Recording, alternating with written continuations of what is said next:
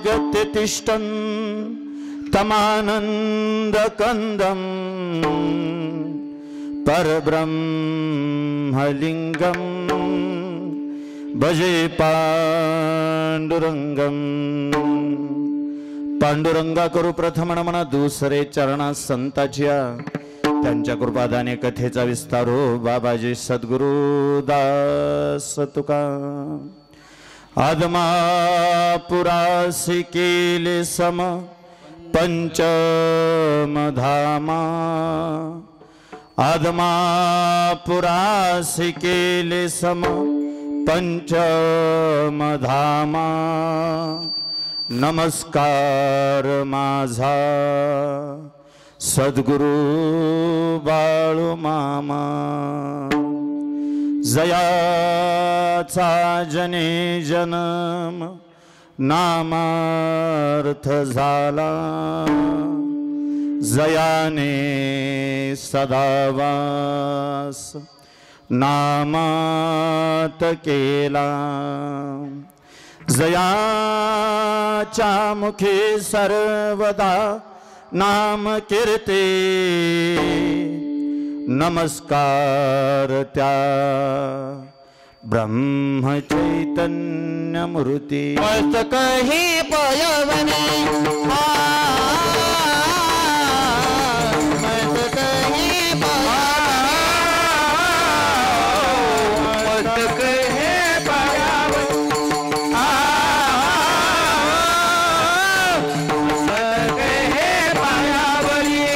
हो हो हो मस्तक ही पयावने मस्तक हे पयावने मस्तक हे पयावने मस्तक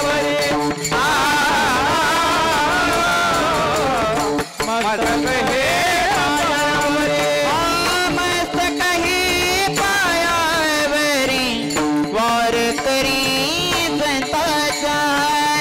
मस्तक हे पायावरी प्यार करी मस्तक हे पायावरी वार करी मस्तक हे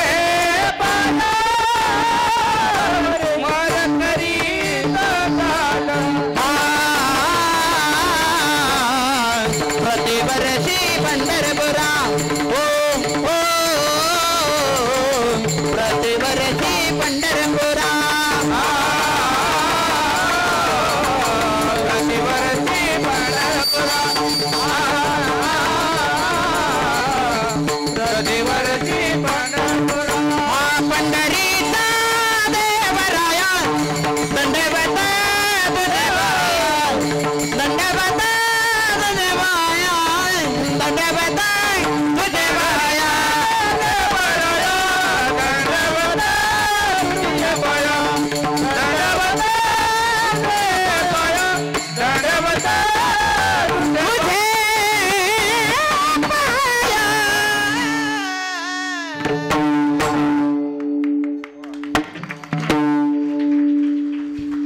पंढरीच्या देवराया दंडवत तुझे पाया. उपजवनिया पुढते काला खाऊ दही भात. वैकुंठी तो ऐसे नाही कवळ काही काल्याचे.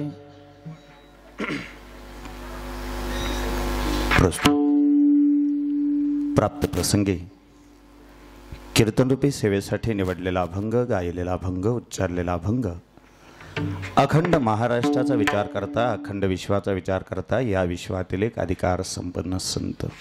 मुळात संत म्हटलं की त्याच्यापुढं विशेषत्वाने अधिकार संपन्न हा शब्द जोडावाच लागत नाही. या महाराष्ट्राच्या मातीमध्ये जेवढे म्हणून संत झाले सगळेच्या सगळे संत अधिकार संपन्न. ज्याचा त्याचा अधिकार वेगळा आहे, ज्याचं त्याचं अधिष्ठान वेगळं आहे, ज्याचं त्याचं कार्य करतो तो वेगळा आहे.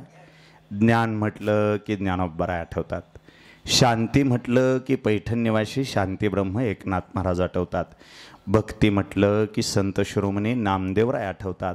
संसार करता करता विठेवरच्या मालकाला स्वतःच्या घरी आणण्याची ताकद म्हटलं की दोन संत आठवतात. पहिले संत शिरोमणी सावता बाबा आणि दुसरे संत सद्गुरू बाळू मामा.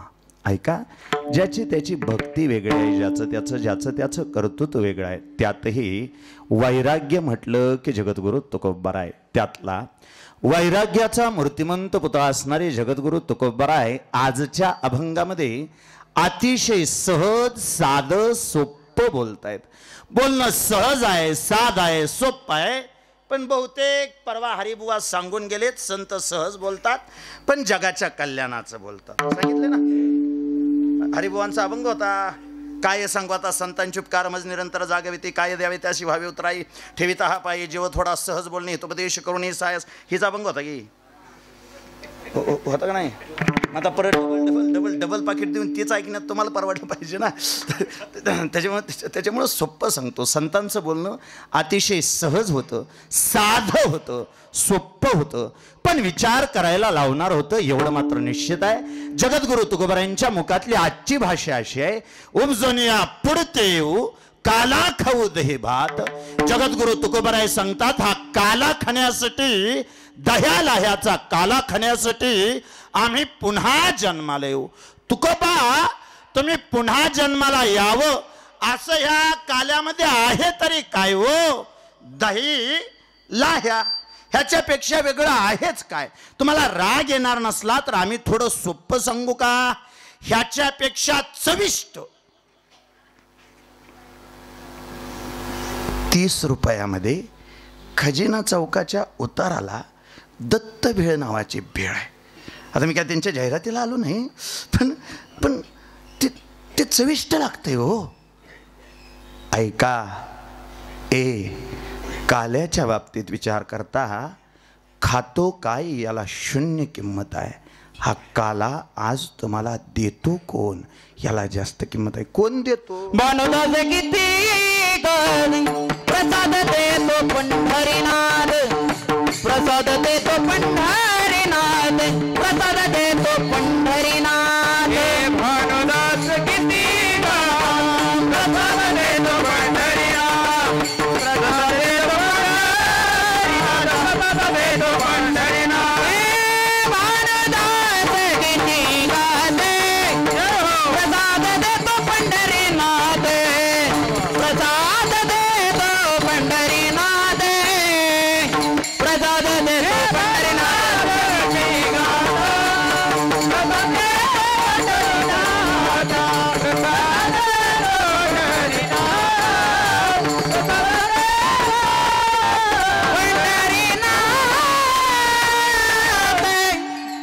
नाथ.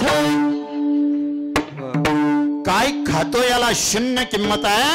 आजचा हा काला देण्यासाठी तुमच्या समोर उभा कोण आहे? जाहीर आहे का? हा काला घेऊन आज ज्ञानोबराय उभा आहेत, हा काला घेऊन आज तुकोबराय उभा आहेत, हा काला घेऊन शांतीब्रह्म नाथ बाबा उभा आहेत, हा काला घेऊन अनंत कोटी ब्रह्मांड नायक राजाधिराज सच्चिदानंद श्रीमंत सद्गुरू बाळू मामा उभा आहेत. जाहीर आहे का?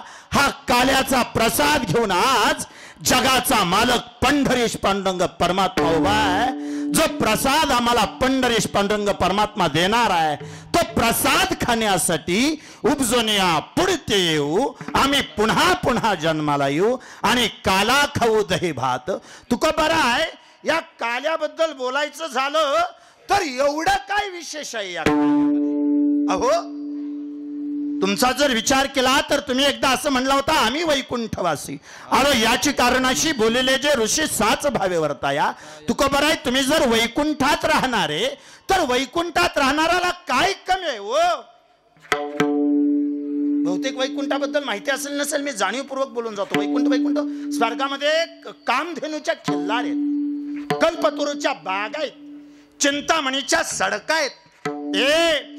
रंभा, मेनका, उर्वशी, गौतम नाही, हे खोडून टाका, हे खोडून टाका. एकच काय आठवलं? हा,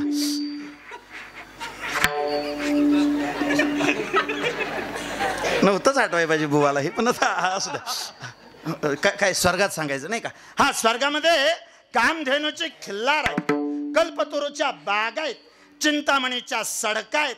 देवा, रंभा, मेनका, उर्वशी सारख्या नृत्यांगण आहेत. प्यायला म्हणाल तर अमृत आहे. तुकोबरा आहे. एवढं सगळं असताना सुद्धा तुम्ही वैकुंठातून पुन्हा जन्म घ्यावा म्हणता. याचं कारण काय? तुकोबराय सांगतात, वैकुंठात सगळं आहे पण कपाळाला लावायला भंडारा नाही.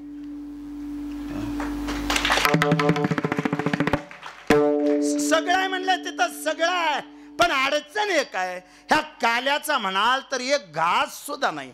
वैकुंठी तो ऐसे नाही कवळ काही काल्याचे. ह्या काल्यासाठी तुम्ही जन्माला आला हो, या काल्यासाठी तुम्ही जन्माची अपेक्षा करता हो. मग हा काला नेमका खायचा कसा? त्याचा काय नियम सांगतो ऐका. स्वतःचा हात स्वतःकडे आला की त्याला स्वार्थ म्हणायचं, आणि स्वतःचा हात इतरांकडे गेला की त्याला परमार्थ म्हणायचं. बहुतेक असे मोठे कार्यक्रम करायला सुद्धा हात आकडून चालत नाही. नाही सतीश पाहुणे, हात आकडून एवढा कार्यक्रम मोठा होत असतो काय तवा. आणि हात आकाडला की प्रपंच म्हणायचा, हात आकाडला की म्हणायचं अप्पल पोटा माणूस आहे. आणि बहुतेक घ्यायचा म्हणलं की हात आकडावा लागतो, द्यायचा म्हणलं की हात आदांतरी बोलायची माझी काय गरज आहे एवढं असून. मी काय म्हणून आदांतरी बोलू.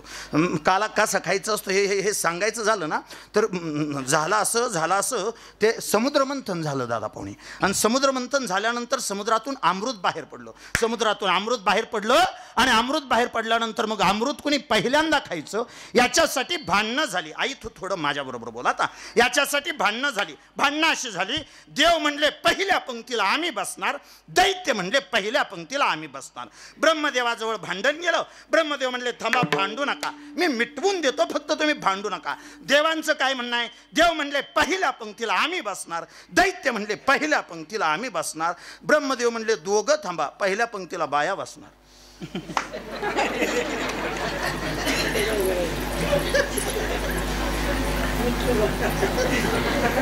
बाबा म्हणले मिटलं भांडणच मिटलं. त्याला पुन्हा कोणी डोकं लावायचं का? कुणाच ठाऊक, जिथं जाईल तिथं जाता बुवा असंच आहे. मला त्या पुकारणाऱ्यांची कधीतरी गाठ घेऊ वाटतं. ती पुकारणारा पहिलं त्याला कोणी सांगितलं नाही सांगितलं तरी पहिल्यांदा माईक हातात घेणार सांगणार पहिली पंगत. का गड्यांना गिळत नाही का? काय अडचण म्हणजे काय अडचण काय तेच मला कळलं. मी सांगू का? ऐका शांत ऐका. घरात जेवताना अगोदर स्त्री जेवते का पुरुष? वा. आणि मंदिरात जेवताना अगोदर स्त्री.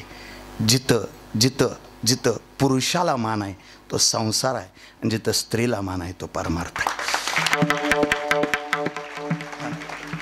जीवन देत जा. काय करायचं बरं? भांडणं कोणाची लागली होती? हा ते कोणाची देवाची दैत्य लागली, ती मिटवायचं राहील. हा, देव म्हणले पहिल्यांदा आम्ही बसणार, दैत्य म्हणले पहिल्यांदा आम्ही बसणार. ब्रह्मदेवाने दैत्याला समजून सांगितलं, दैत्याने ऐकलं नाही. ब्रह्मदेवाने देवाला समजून सांगितलं, देवाने ऐकलं नाही. शेवटी ब्रह्मदेव थोडेसे चिडले. कुणावर? देवावर का दैत्यावर? मी सोपं करून सांगणार आहे, काळजी करू नका. जावचं पोरगं आलं, तुमचं पोरगं आलं, पळत आल्यानंतर जावच्या पोराने बिन तुमच्या पोराने बी त्या गारीगार म्हणू का आईस्क्रीम, आता गारीगार बंद झालं. आईस्क्रीमसाठी पैसे मागितले. तुम्ही सगळं घर धुंडावलं, तुम्हाला 10 रुपये गावलं. तुम्ही तिथपर्यंत गेला, आईस्क्रीमवाल्याला म्हणला किती रुपयाला? ते म्हणला 10 रुपयाला. 5ला दे की 2 लेकर आहेत. नाही म्हणला देत नसतो, 5 रुपयाला देत नसतो. मग ती म्हणली 10 रुपये आता 10 रुपये होते. मी म्हणला हे वाटेल मी पुन्हा येतच नसतो, आपण पहिल्यांदा झालो, उद्यापासून येत नाही म्हणला, इकडे उधार मागते ती. बरं ठीक आहे, झाला त्याचा येऊ नको उद्यापासून. पण आता झालं असं, 10 रुपये आईस्क्रीम एकच. ते 10 रुपये दिलं आईस्क्रीमवाल्याने, एक आईस्क्रीम दिलं. पोरांना अर्ध द्यावं तर पोरं रडायला लागली. जावचं रडत होतं, तुमचं रडत होतं, कुणाला तरी एकाला द्यायला येत होतं. बरं जाव घरी नाही, जाव घरी असती तर तिच्याच हातात 10 रुपये दिला असतो. खरंच सांगा, जावचं बी पोरगं शेजारी उभा आहे, तुमचं बी पोरगं शेजारी उभा आहे. एकाला हाणायचं आणि एकाला द्यायचंय. कुंच्याला हाणावं लागतं आणि कुंच्याला द्यावं लागतं. तुमची एक मीटिंग घेऊन सांगा मला, काय गडबड नाही, मी निवांत आहे. फक्त उत्तर देताना तंतोतंत बरोबर द्यायचं, चुकून द्यायचं नाही. बाय ग आई माझी, आईने सांगितलं जावं, चल हाणायचं ना आपल्याला द्यायचं. मग ऐका सोप्पं सांगतो, नुसता काला खाऊन जाऊ नका, नुसता भंडारा लावून जाऊ नका. जावच्याला हाणलं आपल्याला दिलं की चुली 2 होत्या त्या. रानात गेला आणि काय त्याला खुमखुमी आली कोणास एकच मोडला ऊस आणि घेऊन आला घरी.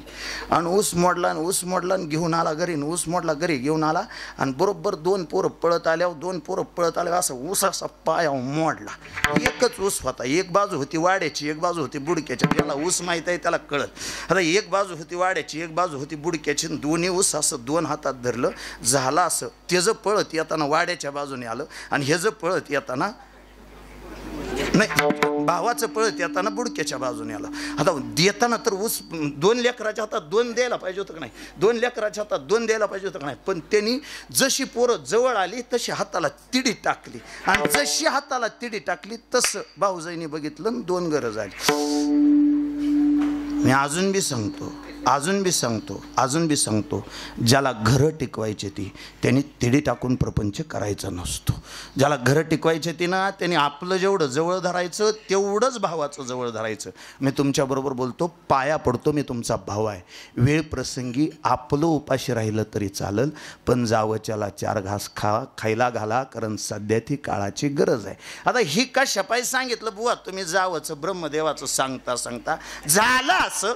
ब्रह्मदेवाला एकाची समजूत घालायची होती आणि एकाला दापायचं होतं. मग आता आपलं म्हणून देवांना दापलं तरी देव म्हणलं ह्याचं प्रत्येक बारीने ऐकून घेऊ, आपल्यालाच प्रत्येक बारी थांबवायला लावतो, काय म्हणून त्या दैत्यास त्याने ऐकायचं. पण माझं ऐका गड्या, ज्याला भांडणं मिटवायची ती त्यांनी आपली माणसं शांत करायची असते. ती दैत्याचं गडीभर कवायना पण मिटवायचं म्हणल्यावर काय घेतला. ब्रह्मदेवाने दैत्याचं ऐकलं, पहिली पंगत दैत्याची बसली. आणि पहिली पंगत दैत्याची बसल्यावर ब्रह्मदेवाने माईक हातात घेतला आणि ब्रह्मदेवाने सांगितलं, जेवायला बसला खरा, पण आजच्या पंक्तीचा एक नियम आहे. कोणता? पोटभर जेवा, फक्त हात कोपरात दुमडायचा नाही.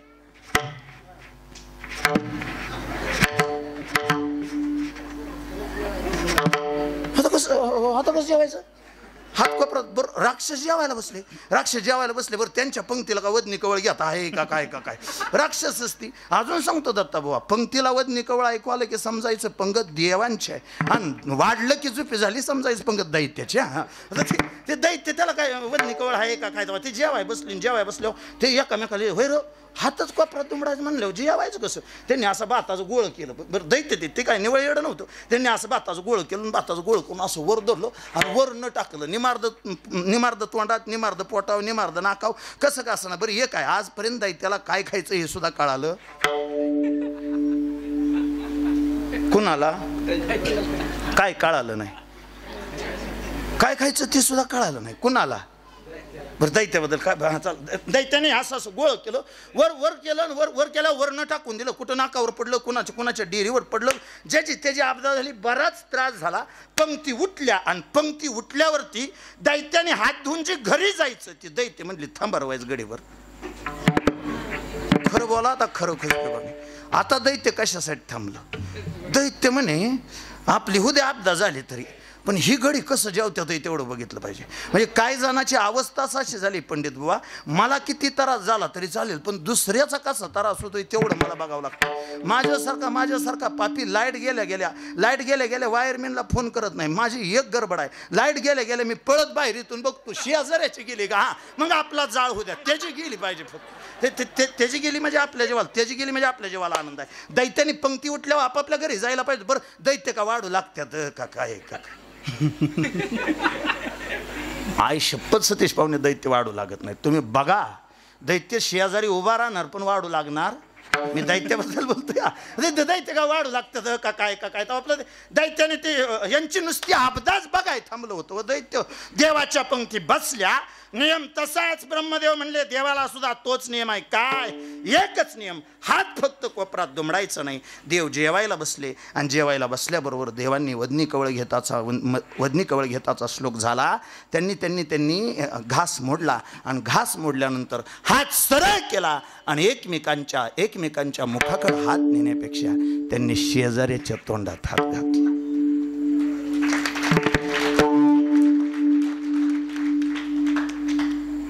दैत्याचा जे टोळी मुकदम होता त्याला बाकीची म्हणली लगा तुला हे असलं का सुधारत नाही बाकीचं सगळं सुधारत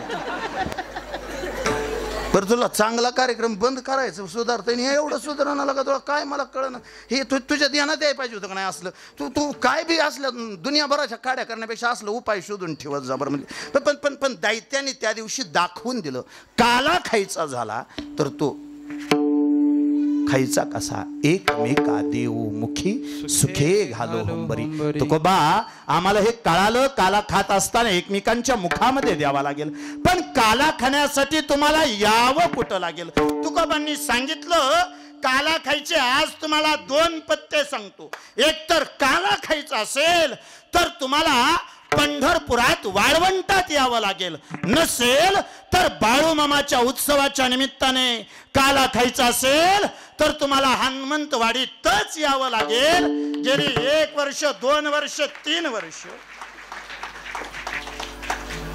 1 वर्ष 2 वर्ष 3 वर्ष कीर्तन महोत्सव झाले पण काला झाला नव्हता नव का बंधन नाही उलट मी साधं सोपं सांगतो ज्याने मार्ग दाखवून यावर्षी काला करावा असं मार्गदर्शन केलं असेल त्यांच्या चरणावर नतमस्तक होतो आणि मार्गदर्शन करून ज्यांनी काल्याचा आज उत्सव संपन्न केला मी सोपं बोलतो स्त्री असावी का पतिव्रता तुम्ही नाराज आहे का माझ्यावर स्त्री असावी का पतिव्रता स्त्रीला महत्व आहे पण स्त्रीतही पतिव्रतेला महत्व आहे श्रीमंत असावा का दानशूर बँकेत कोटीन दोतराला गाठी कोण खातो त्याला श्रीमंत असावा का दानशूर श्रीमंत असावा त्यातही दानशूर असावा पुरुष असावा का पराक्रमी पुरुष असावा त्यातही पराक्रमी असावा ऐका पुरुषामध्ये पराक्रमाला किंमत आहे स्त्रीमध्ये पतिव्रतेला किंमत आहे श्रीमंतामध्ये दानशूराला किंमत आहे आणि कीर्तनामध्ये काल्याला किंमत आहे काल्याशिवाय कीर्तनाला किंमतच नाही आज 4 वर्षानंतर या सोहळ्याला कळस लागला 4 वर्षानंतर या सोहळ्याला पूर्णत्व प्राप्त झालं 4 वर्षानंतर या सोहळ्यासाठी हे भव्य दिव्य स्वरूप निर्माण झालं तुकोबांना आम्ही विचारलं तुकोबा हा काला खाण्यासाठी यावं कुठं लागेल तुकोबांनी सांगितलं एक तर वाळवंटामध्ये या नसेल तर हनुमंतवाडीमध्ये बाळूमामाच्या यात्रोत्सवाच्या निमित्ताने भला मोठा दरबार भरलाय त्या हनुमंतवाडीच्या दरबारामध्ये येऊन तुम्ही काला खा तुका म्हणे वाळवंट काय हितच यावं लागतं हित आहे काय ही जागा बरवी नीट उत्तम ही जागा बरवी आहे ही जागा नीट आहे ही जागा उत्तम आहे महाराज ह्या काल्याचं एवढं काय महत्व एवढं महत्व म्हणजे वैकुंठी तो ऐसे नाही केवळ काही काल्याचे आणि बाळूमामा आज तुमच्या दरबारात बसून शपथ घेतो तुमच्या दरबारातला हा काला खाण्यासाठी आम्ही भक्तजन पुन्हा पुन्हा जन्माला यायला तयार आहे उपजून या पुढती येऊ काला खाऊ दही भात काहीसा या अर्थाचा 4 चरणाचा अतिशय गोड अतिशय समर्पक काल्याच्या प्रकरणातला अभंग विठला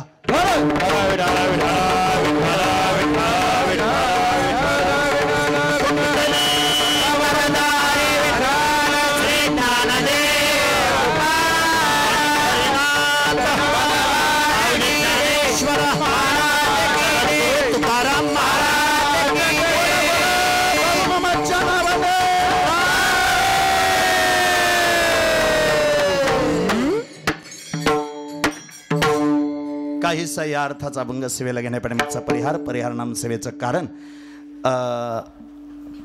4 दिवसाचा हा कीर्तन सोहळा आणि त्या 4 दिवसाच्या या कीर्तन सोहळ्यामध्ये आजची ही काल्याची सेवा कर्मधर्म संयोगानं माझ्यापर्यंत आलेली असताना त्यातही काल्याची तयारी कुठनं पंडित महाराज सोपं सांगतो इथं आलो पोचलो फेटा बांधला फेटा बांधल्यावर बारकं पोरगं लावलं जरा तिथं ती हांडी बांधली का बघून जर हे असेल तर काल्याचं कीर्तन करायचं नसली बांधली तर आपलं जागराचं किंवा एखादा अभंग घेऊन कीर्तन करून निघून जायचं ह्या भावनेनं मी होतो जेव्हा ते लेकरू पळत आलं मला म्हणलं महाराज काल्याची तयारी केली मी सांगू काल्याची तयारी केली म्हटल्यानंतर माझ्या मनाला आंतरिक समाधान वाटलं एका उच्च कोटीवरती तुम्ही हे पारायण हा सोहळा नेऊन ठेवला सांगतो काही गोष्टी परंपरेनं आणि त्यातही पंडित महाराज थोडं माफी मागून बोलतो गेली 3 वर्ष वाया गेले असं बी नाही असं बी म्हणू नका पण रे पाहुणे. हुसेन बोल्टला एकदा मैदानावरती विचारल्यानंतर त्याला विचारलं आयुष्यात तू पळाला किती. त्यांनी सांगितलं मी मैदानावर पळालो 20 मिनिटं. किती मेडल आहेत? 9 गोल्ड मेडल आहेत. माणसं म्हणले राव भारीच आहे की 9 गोल्ड मेडल आहेत आणि फक्त 20च मिनिटं पळाला. ते नाही सांगितलं. म्हणला 20 मिनिटं मैदानावर पळण्यासाठी आयुष्याची 20 वर्ष घासले ती तेव्हा 20 मिनिटं पळालो. मी आणखी सोपं सांगतो. एखाद्या घणानं दगडावरती घाव घातला जातो आणि घाव घालता सर एका टप्प्याला एका ठोक्यात दगड फुटतो. मग ज्या ठोक्याने दगड फुटला तोच ठोका मानला जात नाही. त्याच्यासाठी अगोदर जेवढे सगळे ठोके मारले तेवढे सगळे मोजावे लागतात. मी सांगू यावर्षी काला केला याचा अर्थ पाठीमागचे 3 वर्ष वाया गेले असं नाही. मी अतिशय सोपं बोलतो, प्रामाणिकपणे बोलतो. 3 वर्ष आम्ही ह्या गोष्टी शिकत होतो. ह्या सगळ्या गोष्टी शिकता 4थ्या वर्षाला आम्हाला ते पूर्णत्व मिळालं. 4थ्या वर्षाला मिळालेलं हे पूर्णत्व फक्त त्या बाळूमामाच्या आशीर्वादानं, संत सद्गुरू बाळूमामाच्या आशीर्वादानं, पंढरीश पांडुरंग परमात्म्याच्या आशीर्वादानं चंद्र सूर्य असेपर्यंत या मातीमध्ये असंच संपन्न व्हावं. या उत्सवाच्या निमित्ताने हे समस्त वस्ती, हे संबंध वाडी एका विचारानं एकत्र यावी. नाहीतर अलीकडच्या काळात जात पात धर्म समाजकारण राजकारण गरीब श्रीमंत हा सगळा भेद बाजूला सारून अख्खा समाज, अख्खं गाव, अख्खी वाडी एका सतरंजीवरती बसवू शकतो असा गावात एकच कार्यक्रम जिवंत आहे. तो म्हणजे गावचा पारायण सोहळा. आज या सोहळ्याच्या निमित्ताने जातीपातीच्या भिंती पाडून, गरीब श्रीमंतीच्या भिंती पाडून बाळूमामाचे सगळे भक्त एका विचाराने एकत्र आलेत. सगळ्यांच्या चरणावरती नम्रतापूर्वक नतमस्तक होतो. बरं, पारायण संपन्न करायचे, सोहळे संपन्न करायचे, खुसपे पाहून सोपं वाटतं काय? हे आम्हाला काय 2 तास यायचं, जेवायचं, मागायचं, त्याला राहतं काय तेव्हा? पण जे कार्यक्रम करतात त्या माणसांना माहिती आहे कोणताही कार्यक्रम यशस्वी करण्यासाठी 4 जणांची गरज लागते. 4 जणांची गरज लागते. ज्याच्याकडे वेळ आहे त्याने वेळ द्यावा, ज्याच्याकडे पैसा आहे त्याने पैसा द्यावा, ज्याच्याकडे कष्ट करायची तयारी आहे त्याने कष्ट करावं.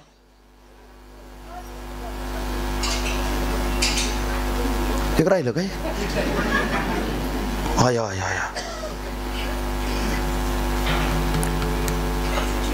थांबा, पाठ केलंय मी. थांबा, सूत राहिलं काय? परत एकदा सांगता. चुकायलाच नव्हतं पाहिजे. मी मोजून आलो. तू पिकअप मध्ये बसला मी मोजलं होतं बरं का. राहिलं असं काय असतं तुमच्याकडे नाही राहतो एखादी गोष्ट. त्याला काय तेव्हा बाजाराला गेला, बायको म्हणली चिठ्ठीच्या सगळ्या वस्तू, चिठ्ठीत लिहिलेल्या सगळ्या वस्तू घरी घेऊन या. तुम्ही चिठ्ठी विसरून गेलता नाही बघ आपलं. तरी मी ऐकलं. आता ऐका, थांबा मी ध्यानात आणतो. काय विषय चालला होता पाहिजे? नाही, कार्यक्रम यशस्वी करण्यासाठी 4घांचं सहकार्य लागतं. आठवा रे बाबा. पहिला, ज्याच्याकडे वेळ आहे त्याने वेळ द्यावा, ज्याच्याकडे पैसा आहे त्याने पैसा द्यावा, ज्याच्याकडे कष्ट करायची तयारी आहे त्याने कष्ट करावं, आणि ज्याला काहीच नाही करायचं त्याने गप्प बसावं. हे लय महत्वाचं आहे. म्हणून त्याला मागे ठेवलं होतं. तसं काही विसरलं नव्हतं, पण मी म्हणलं म्हणावं का नाही. मी अतिशय सोपं बोलतो. ह्या तिघांच्या दाडसाने कार्यक्रम चालू होतात. पण हे गडी जर ॲक्टिव्ह झाले तर चालू झालेले कार्यक्रम बंद पाडतात. म्हणून माझी अशी स्वच्छ इच्छा आहे, बाळूमामाच्या आशीर्वादानं ही माणसं टिकली पाहिजेत आणि ह्यांच्यापेक्षा ही टिकली पाहिजेत, फक्त गप राहिली पाहिजेत. म्हणजे पारायण सोहळे म्हणजे कार्यक्रम दैदिप्यमान होतात. सर्वांच्या आशीर्वादानं हा सोहळा या ठिकाणी संपन्न झाला. आणि आठवत असलं दत्ता बुवा तर एखादं प्रमाण तुमच्या दोघांपैकी एकाने म्हणावं. हा सोहळा संपन्न झाल्यापासून या वाडीचं भाग्य उजळून गेलं. उजळले भाग्यात, उजळले भाग्यात, उजळले भाग्यात, उजळले भाग्यात, उजळले भाग्यात, उजळले भाग्यात, उजळले भाग्यात, उजळले भाग्यात, उजळले भाग्यात, उजळले भाग्यात.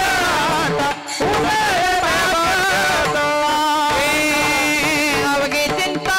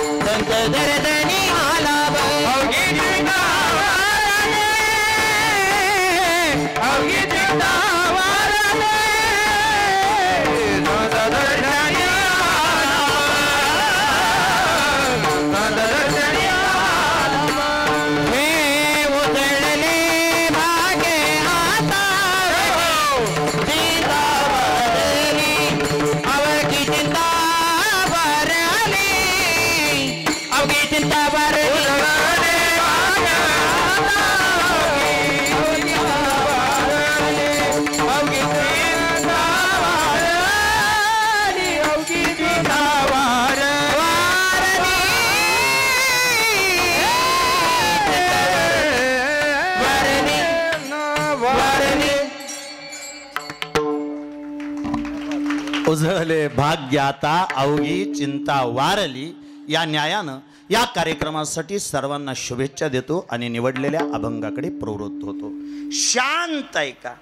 आजचं कीर्तन काल्याचं कीर्तन, पण अडचण अशी आहे, काल्याच्या कीर्तनाला एक मर्यादा आहे. पारायणात कीर्तन करायचं म्हणलं की पहिल्या दिवशी नामपर प्रकरणातला अभंग घ्यावा लागतो. दुसऱ्या दिवशी भगवंताच्या रूपाचं वर्णन करावं लागतं. तिसऱ्या दिवशी संतांचं महत्व सांगावं लागतं. तिथनं पुढं पिक्चरची गाणी म्हणली तरी चालते. मग कुठवर जागरापतवर जागराच्या दिवशी मागणीचं कीर्तन करायचं आणि काल्याचं कीर्तन मात्र बांधलेलं असतं. काल्याच्या कीर्तनात कीर्तनकार कोणताही असू द्या, त्याने चरित्र सांगताना त्याचं सांगायचं कुणाचं? चरित्र उच्चारावे हो, चरित्र उच्चारावे गेले देवे गोकुळी, गेले देवे चरित्र उच्चारावे हो, चरित्र उच्चारावे गेले देवे गोकुळी, गेले देवे गोकुळी.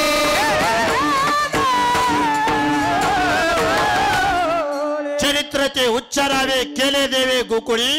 ऐका, काल्याचं कीर्तन म्हणलं की कृष्णाचं चरित्र सांगावं लागतं. व रामाचं सांगायला काय अडचण आहे? नाही. मग मर्यादा आहे, अडचण नाही. कोणती मर्यादा आहे? देवाचे जे 10 अवतार मानले गेले त्यातले 2 अवतार पूर्ण अवतार. कोणकोणते? एक राम, दुसरा कृष्ण. ऐका ऐका ऐका, 2 अवतार पूर्ण, एक राम, दुसरा कृष्ण. राम आणि कृष्ण हे 2 अवतार पूर्ण आहेत. त्यातही रामाच्या अवताराला एक अडचण आहे. कोणती? रामाच्या अवतारात स्वातंत्र्य नाही, सामर्थ्य. काय म्हणला? रामाच्या अवतारात ताकद भरपूर आहे, पण राम स्वतःच्या मनाने वागूच शकत नव्हता. त्याला मर्यादा आहे, म्हणून त्याला मर्यादा पुरुषोत्तम नाहीत का म्हणत. म्हणजे झालं असं, जेव्हा वनवासाला निघाले, वनवासाला निघाल्यानंतर प्रभू रामचंद्र समोर निघाले, लक्ष्मण भैया त्यांच्या सोबत निघाले.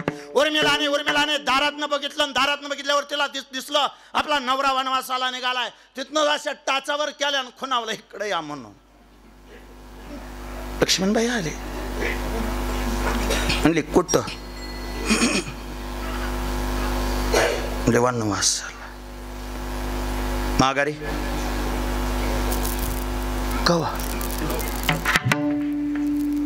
जे संध्याकाळी जेवाय. मग कवा माघारी? किती दिवसांनी? दिवसांनी नाही, मग 14 वर्ष 27 दिवसांनी. बाया म्हणजे बरं झालं हाक मारली, नाही तर बिनबाबटच गेला असताना. हा तसं नाही जमायचं. मग ऐका आता पुढचं वाक्य. मालक पाया पडते, माझी एक इच्छा आहे, तुम्ही जसं वनवासाला चाललाय तसंच मला बी घेऊन चला. मालक, तुम्ही राम प्रभूची सेवा करा, मी सीताई साहेबाची सेवा करा. ऐकून म्हणते उर्मिला हे उत्तर. आमची अडचण सांगू काही झाली.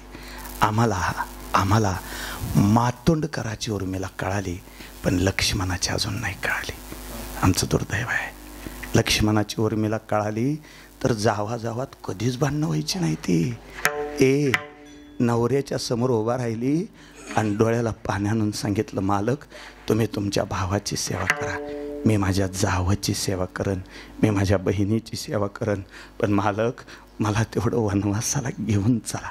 डोळ्याला पाणी आणून लक्ष्मण भैया प्रभू रामचंद्राच्या समोर आले आणि प्रभू रामचंद्राला सांगितलं, दादा, खाली मान घालून सांगितलं, दादा माझी इच्छा नाही, पण उर्मिला म्हणते तिला आपल्याबरोबर वनवासाला यायचं.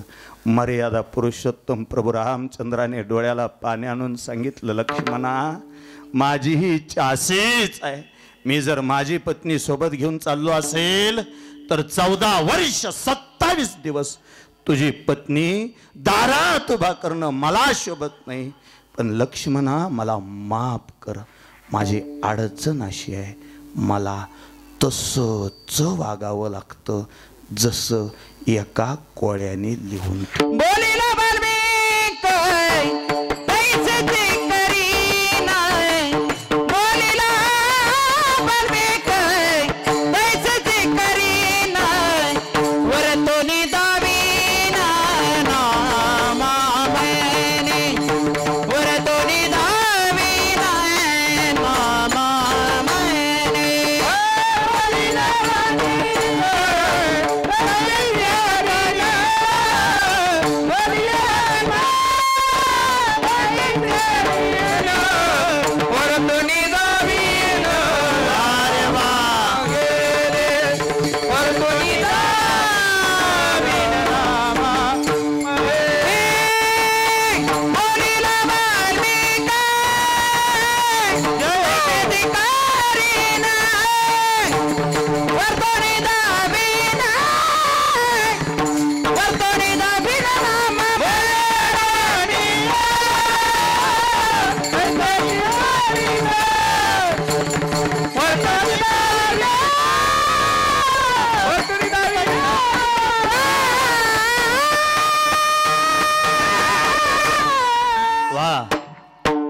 बोलिला वाल्मिक तैसेची करेन वरतून दाविना नामा म्हणे. ऐका, प्रभू रामचंद्राची मर्यादा सांगितली, पण आता मात्र जोड्या लावताना शांत आहे का. प्रभू रामचंद्राच्या अवतारामध्ये रघुनंदनाच्या सोबत वानर सेना होती. त्यानंतर कृष्णाच्या अवतारामध्ये त्यांच्या सोबत गोपाळ आले. त्यानंतर पांडुरंगाच्या अवतारामध्ये त्यांच्यासोबत वारकरी आले. त्यानंतर छत्रपती शिवाजीराजांच्या अवतारामध्ये त्यांच्यासोबत मावळे आले आणि त्यानंतर संत सद्गुरू बाळूमामांच्या अवतारामध्ये त्यांच्यासोबत मेंढके आले. ही तिथपासून परंपरा. जसं कृष्णाने आयुष्यभर स्वतःचं पोट भरण्यापेक्षा स्वतःच्या गोपाळांचं पोट भरलं, तसंच उभं आयुष्यभर ज्या मामाच्या दरबारात तुम्ही उभा आहे, ज्या मामाच्या दरबारात तुम्ही बसलाय, त्या मामाने स्वतःचा प्रपंच नाही केला, जे सोबत लोक होती त्यांचा प्रपंच केला. नाहीतर नुसती चरित्र सांगून माघारी फिरायचं आणि 4-2 गाणे म्हणायचे, गुलाबी गुलाबी. घरी दारोड्याच पाठ झालाय आमच्या इकडं. कोण मोकळा आहे? चरित्र ऐकत असताना जाणीवपूर्वक ऐका. सोपं विचारतो दादा पाहुणे, आणि मामांचं चरित्र विनोदाने अजिबात ऐकायचं नाही, सोपं विचारतो. तेव्हा सगळ्यांना जे ज्ञात आहे ते पुढं मांडतो. माझी एक शंका आहे तेवढी विचारतो. वरकरणी चरित्र ऐकायचंच नाही, जीव लावून ऐकायचं. मी जिथपर्यंत वाचलं तिथपर्यंत. माझं चुकलं तुम्ही मला सांगू शकता. असं नाही की मीच खूप ज्ञान आहे मलाच लय कळतं. आता चालू काळामध्ये सांगणाऱ्यापेक्षा ऐकणारी जास्त हुशार झालीत. माझ्यासमोर रेवतीताई बसलीत. आता थोड्या वेळापूर्वी त्यांनी प्रवचन केलं शिवचरित्रावरती. नाही, ऐकून जा, शांत ऐका. मामांच्या बाबतीत विचार करतात. चरित्र भाग सगळ्यांना माहिती आहे. मला मामांचं बालपण सांगायचं नाही, ते सगळ्यांना माहिती आहे. बालपणामध्ये एकांतात राहायचे, एकटे बोलायचे. आई वडिलांनी तिथं चंदूलाल शेटजीच्यात कामाला ठेवलं.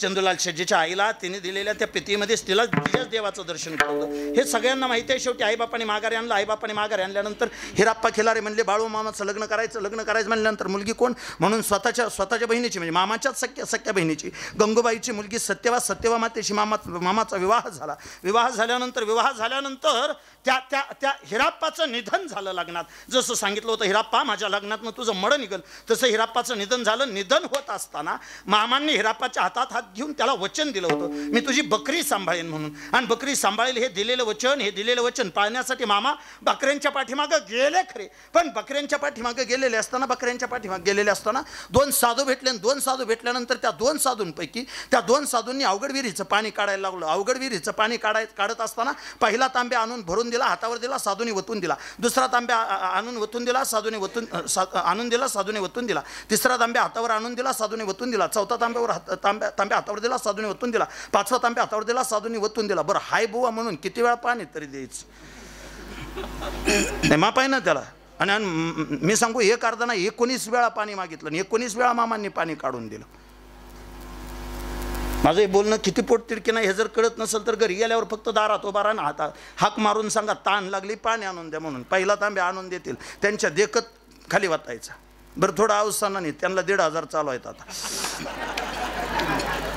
नाही आपल्याला कळायला पाहिजे ना आपण कोणापुढे उभा आहे ते. पहिला तांब्या त्यांनी दिला की असा तांब्या वतून द्यायचा आणि तेवढ्याच रोबात म्हणायचं, दुसरा आणा, आणतील, नाही म्हणणार नाहीत, माझा त्यांच्यावर विश्वास आहे. माझी तर देईल, आपापली तुमची तुम्ही बघा. हां, ते ज्याचा त्याचा अनुभव वेगळा असतो, उगाच काय सांगायचं. त्यासाठी मी आपलं करतानाच अवसानी केली अशी एवढे. हां चला, हां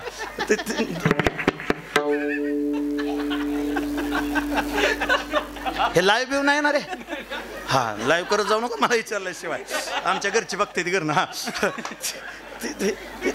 माझा मुद्दा कुठं होता, पहिला तांब्या भरून देतील, दुसरा तुम्ही ती वतून द्या, दुसरा मागा, दुसरा आणून देतील, तिसरा वतून द्या, मग मागा. 4थ्या तांब्याला एक तर तांब्या तरी फुटल, नाही तर तोंड तरी नाही. सोपं नाही, मी सोपं बोलतो, साधा आहे का. मामांची त्या साधूंनी परीक्षाच घेतली आणि परीक्षा होत असताना मामाच्या संयमाची परीक्षा घेतली. जिथं संयम आहे तिथं बाळू मामा आहे. माणसं लय थोडक्या दुःखाने हारून जाते. ते हारू नका रे, हारू नका. त्याचं काय असते तेव्हा, संकट येत राहतात. मी सोपं सांगतो, अडचणी येत राहतात. पण ज्याचा बाळूमामावर विश्वास आहे ना, त्याच्या आयुष्यात अडचण आली की त्याच्याबरोबर त्याचं उत्तर सोबत घेऊन येते. अडचणीनं लय हरत जाऊ नका. नाहीतर सोपं आणखी सोपं सांगतो. पंढरी पाहुणे, माझा विषय तिथपर्यंत आलाय म्हणून तुम्ही नीट जगाचं निरीक्षण करा. ह्या जगाचं जर निरीक्षण केलं ना, तर या जगात 50% माणसं तुमच्यापेक्षा गरीब आहेत. परत एकदा बोलू का हेच वाक्य सर. आपण जर नीट निरीक्षण केलं तर ह्या जगात 50% माणसं आपल्यापेक्षा गरीब आहेत. अडचण अशी आहे, आपण आपल्यापेक्षा गरीबाकडे बघून जगन आहे. आपल्यापेक्षा आपली का कोणाष्ट अवस्था अशी झाली, आपण पाठीमागं बघून जगायलाच तयार नाही. आपल्याला आपल्या त्या तुलनेच्या विचित्र खेळात अजिबात अडकू नका. पंढरी पाहुणे, जे आयुष्य तुम्हाला मिळालंय ते भगवंतानं तुम्हाला दिलेली देण आहे. दादा पाहुणे, जे आयुष्य तुम्हाला मिळालंय ते बाळूमामाने तुम्हाला दिलेली देण आहे. ते खुसपे पाहुणे, जे आयुष्य तुम्हाला मिळालंय ते बाळूमामाने तुम्हाला दिलेली देण आहे. पंडित महाराज, जे आयुष्य तुम्हाला दिलंय ते बाळूमामाने तुम्हाला दिलेली देण आहे. तुमच्या चौघाच्या आयुष्याची तुलना माझ्या आयुष्याबरोबर होऊ शकत नाही. माझं आयुष्य हे बाळूमामाने मला दिलेली देण आहे. माऊलीबुवाचं आयुष्य हे माऊलीबुवाला बाळूमामाने दिलेली देण आहे. दुसऱ्याची श्रीमंती, दुसऱ्याचा पैसा पाणी बघून त्याच्यावर जळणं म्हणजे क्षणभर बाळूमामाचा अपमान केल्यासारखं. नका जळू, एकमेकावर अजिबात जळू नका. भगवंताने अतिशय चांगलं आयुष्य तुम्हाला दिलं. मी स्वच्छ बोलतो, त्या साधूंनी अवघड विहिरीचं पाणी काढायला लावलं आणि अवघड विहिरीचं पाणी काढल्यावरती मामांनी त्या साधूंना अवघड विहिरीचं पाणी पाजलं. त्या क्षणाला त्या साधूंनी मस्तकावर हात ठेवला आणि साधूंनी मस्तकावर हात ठेवल्यानंतर साधूंनी मामांना आशीर्वाद दिला, बाळाप्पा, आजपासून जे बोलतील ते खरं होईल. या पंचमहाभूतावर तुझी सत्ता असेल. नुसता आशीर्वाद दिला नाही, त्याच्यानंतर मामा प्रवास करीत राहिले आणि प्रवास करत असताना सत्यवा मातेला काही दिवसानंतर दिवस गेले. मामा सांगत होते, सत्यवा, आमच्या संग फिरू नका, तुम्ही लेकराची काळजी घ्या. पण एक गरोदर स्त्री थांबेल कुठं? मामांना सांगितलं, जिकडं तुम्ही जाल तिकडं मी तुमच्या बरोबर येणार. चिडले, रागवले, पण सत्यवा मातेने ऐकलं नाही. अमावस्येची रात्र आणि अमावस्येच्या रात्रीला सत्यवा मातेच्या भोवताली बलमोठं रिंगण घातलं आणि सत्यवा मातेला सांगितलं, सत्यवा काय बी होईल पर या रिंगणाच्या तेवढं बाहेर येऊ नका. मी अजून सांगतो, मी 1000 वेळा सांगेन, मी पाया पडतो. मी तुमचा मुलगा आहे, मी तुमचा भाऊ आहे. माझं आजही मत आहे, बाळूमामाच्या चरित्रातनं एवढी गोष्ट ऐकून जा. स्त्री जोपर्यंत बंधनात आहे तोपर्यंतच स्त्री सुंदर दिसते. कुणीतरी तुम्हाला वेगळ्या वाटेनं घेऊन जात असताना, म्हणजे स्त्री स्वातंत्र्याला विरोध करणारा मी माणूस नाही. मला माहिती आहे, ज्या भूमीमध्ये, ज्या जिल्ह्यामध्ये सावित्रीबाई फुलेंचा जन्म झाला आहे त्या जिल्ह्यामध्ये मी आता कीर्तनाला उभा आहे. माझा स्त्री स्वातंत्र्याला अजिबात विरोध नाही. पण माझं स्वच्छ मत आहे दादा पाहुणे, आमच्या घरातली स्त्री, माझी बहीण, माझी बायको, माझी आई, माझी पत्नी कोणत्या दागिन्यानं सगळ्यात सुंदर दिसत असेल तर बाळूमामाच्या दरबारात बसणारी बाळूमामाची खरी भक्त ही कोणत्याही दागिनेपेक्षा जास्त स्त्री मर्यादेत सुंदर दिसते. स्त्री मर्यादेत सुंदर दिसते. त्या सत्यवा मातेला सांगितलं होतं, सत्यवा काही झालं तरी याच्या बाहेर यायचं नाही. पण शेवटी सत्यवा माता त्याच्या बाहेर आली आणि घडायला नको होतं ते घडलं. काय? गर्भपात झाला. माझी शंका अशी आहे, माझी अडचण अशी आहे, मी माझ्या बुद्धीला मामांचं चरित्र वाचत असताना विचारलेला प्रश्न असा आहे, खरं सांगा गड्या, गर्भपात झाला इथपर्यंत चरित्र सगळ्यांनी ऐकले, गर्भपात झाला इथपर्यंत चरित्र सगळ्यांना माहिती आहे. माझा थेट प्रश्न आहे, कीर्तनात बसलेल्या सगळ्यांना माझी विचारणा अशी आहे, जर वाचवायचंच असतं तर मामाने स्वतःचं लेकरू वाचवलं नसतं का?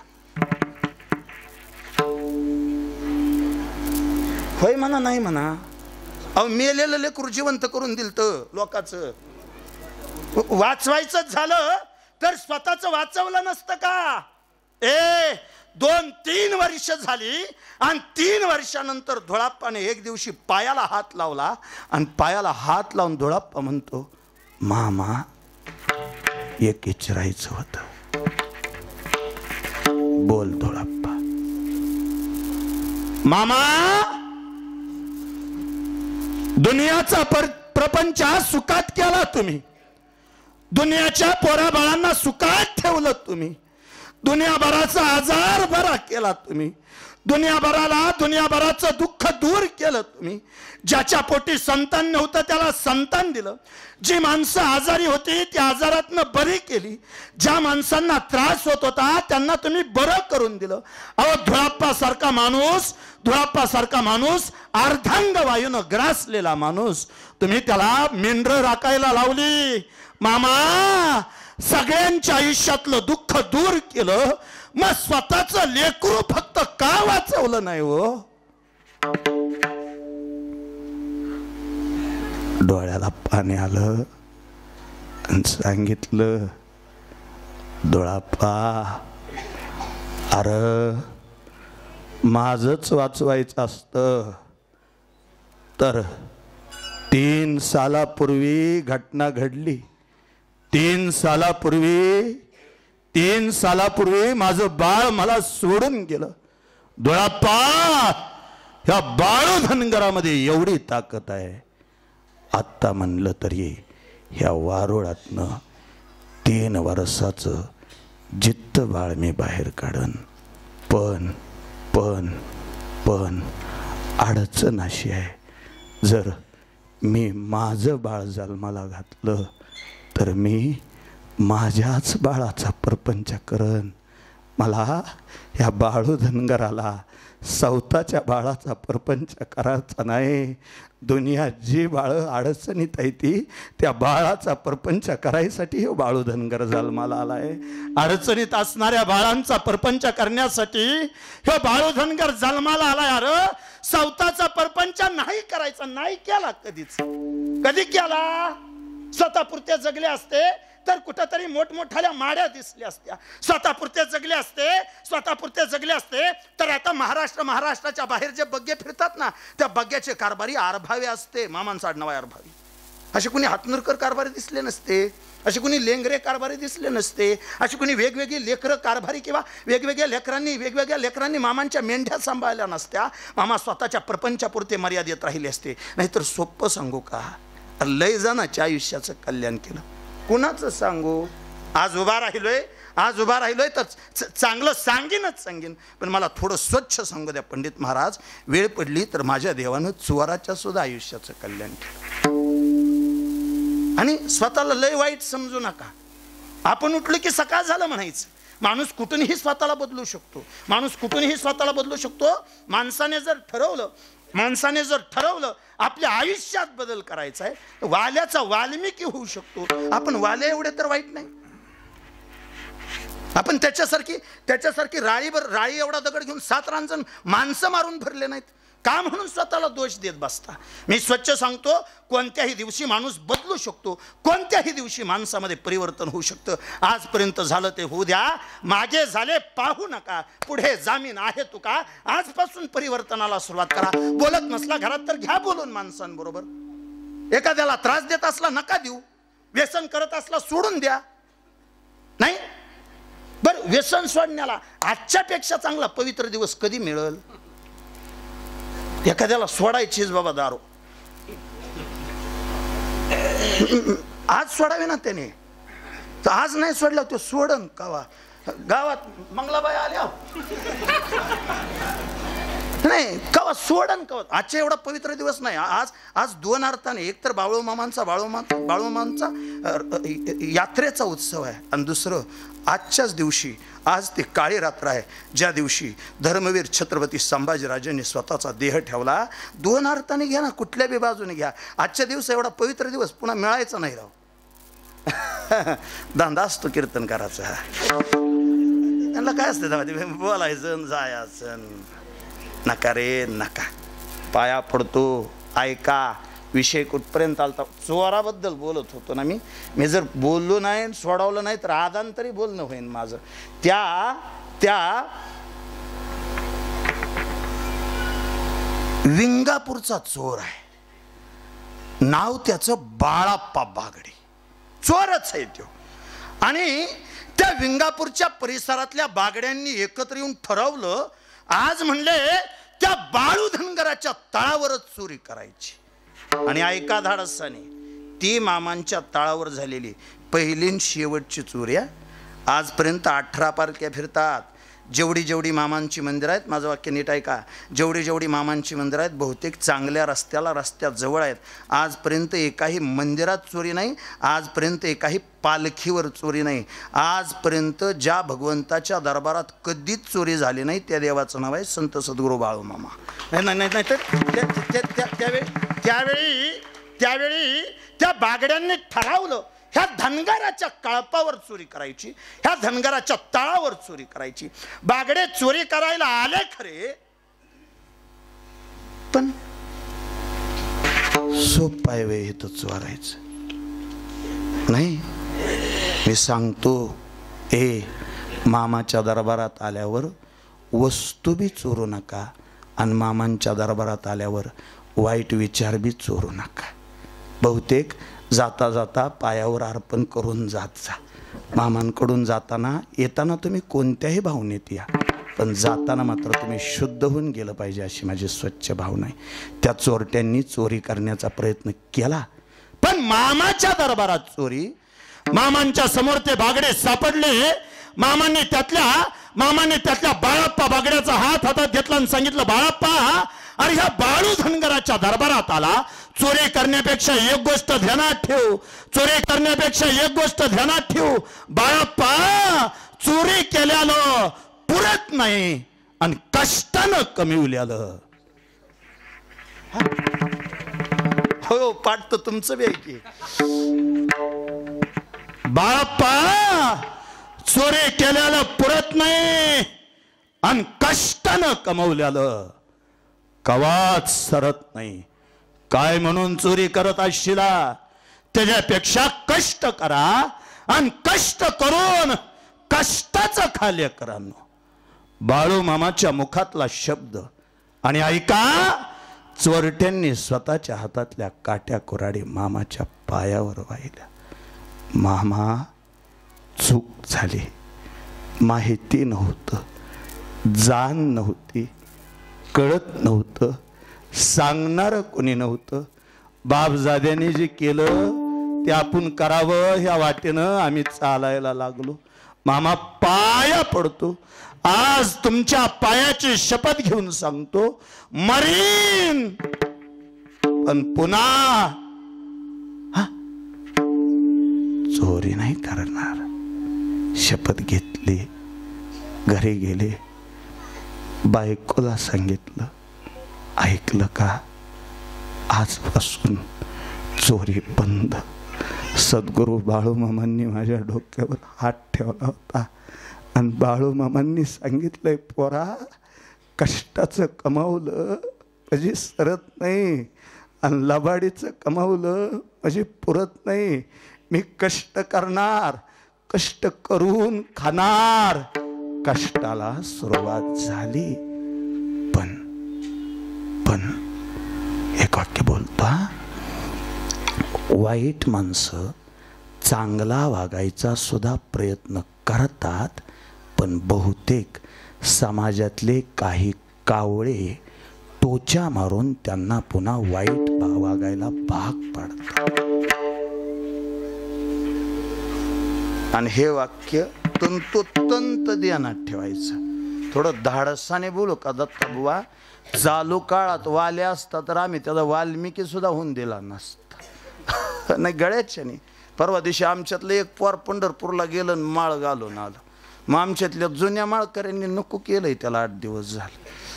मला का म्हणले माळन तो हे करून करून बागला. बोला पुढचं, बोला बोला बोला. तुम्हाला परत परवानगी मिळाली नाही. जुनं माळकरी त्याला म्हणलं, हे कशाचे आले लागा तुझी माळ गळ्यात माळन. म्हणा पुढचं पाठ आहे की तुम्हाला परत कवा म्हणायला गावायचं. असं असं लाजून लपून म्हणण्यापेक्षा आज कीर्तनात म्हणा ना, कीर्तनात म्हणा.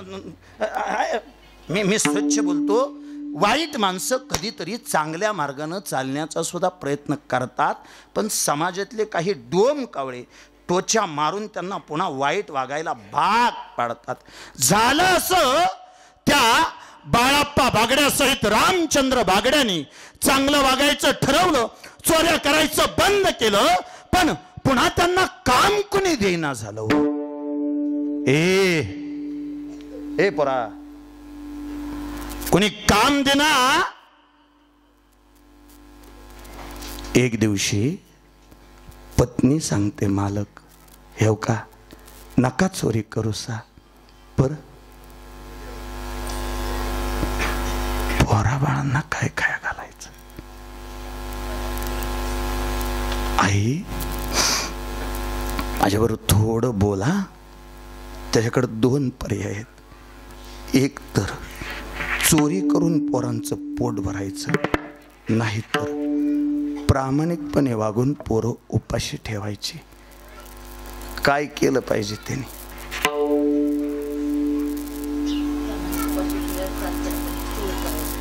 वा, आईनं सांगितलं लेकरं उपाशी राहिली तरी चालत्याल, पण चोरी करायची नाही. आईनं सांगितलं लेकरं उपाशी राहिली तरी चालत्याल, पण चोरी करायची नाही.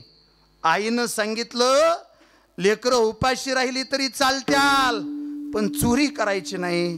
कुणी चोरी करायची नाही. त्यांनी. आमचं नाही काय, आमचं आम्ही जसं जमल तसं वागायचं. 2 पर्याय होते. दोन पर्याय होते. कोणती? एक तर चोरी करावी, पोरांची पोटं भरावीत, नाहीतर लेकरं उपाशी कशी ठेवायची. म्हणून रामचंद्र बागड्यांनी तिसरा पर्याय काढला. पत्नीला सांगितलं, ऐक, हितच राहिलो तर कदाचित लेकरं बाळ उपाशी मरतेली. त्यापेक्षा आपण परक्या मुलकाला जाऊन राहू, जिथं आपल्याला कोणी ओळखत नाही तिथं राहू. हे काम केलं, 8 तास काम केल्यावर देवाच्या बापाला घरी आणून द्यावं लागतं. वाक्य अंडरलाईन करून लक्षात ठेवा. तुम्ही 8 तास कष्ट करायची जर तयारी करताय तर विटेवरच्या मालकाला घरी आणून तुमचा पगार द्यावा लागेल. तुम्ही कामच नाही केल्यावर असल माझं हरी तर दिल पण नाही होणार. तसं अजिबात तसं म्हणून तुम्ही काम करा, कष्ट करा. हे तुम्ही कर्मयोगाला जागच रागड्या. त्याने ठरवलं कुठंतरी जाऊन आपलं पोट भरूया. मग म्हणले जायचं कुठं म्हणून तेव्हापासून ज्याला पोट भरायचंय त्यांनी बारामतीला जायचं. थांबा, नाही मी खोटं नाही सांगत. तुम्ही मामांच्या चरित्रात असाच उल्लेख आहे. बारामतीला जायचं असं नाही म्हणले, पण त्या बागड्यांनी ठरवलं बारामतीला जायचं. असताना विंगापूरची बागडी ठरलं कुठं बारामतीला पोट भरायला जायचं. बारामतीला पोट भरायला जायचं ठरलं खरं, पण बारामतीला जात असताना वाट पंढरपुरातून, विंगापुरातून बारामतीकडे यायचं म्हटलं की पंढरपुरातून यायचं. आणि पंढरपुरातून येत असताना त्या बागड्यांनी ठरवलं काही कासना पण पंढरपुरातनं चाललोय, पांडुरंगाचं दर्शन घेऊ आणि थोडा डाळ भात करून 4 वारकरी जेवायला घालू. कोणी विचार केलाय? चोराने काय विचार केला? कोणी विचार केलाय? चोराने काय विचार केलाय? वारकरी जेवाय घालू. कोणी? चोरांनी काय विचार केलाय? चोर सुद्धा वारकरी जेवाय घालते. काय जणाला काय झालंय कोणा बाबा, त्याने विचार केला म्हणे काही होऊ द्या, त्या डाळ भात आपण चोरांनी ठरवलं आपण वारकऱ्यांना 4 वारकरी जेवायला घालू. पंढरपुरात आला, चंद्रभागेला स्नान केलं, एका बाजूला स्वतःची राहुटी उभा केली आणि त्यात डाळ भात शिजवलं आणि डाळ भात शिजवून वारकऱ्यांची वाट बघत उभा राहिला. पण कांबूर्ण फाटलेली होती. बहुतेक वारकरी आपापल्या वाटेने जात होते. त्याच्याकडे एकही वारकरी येईना.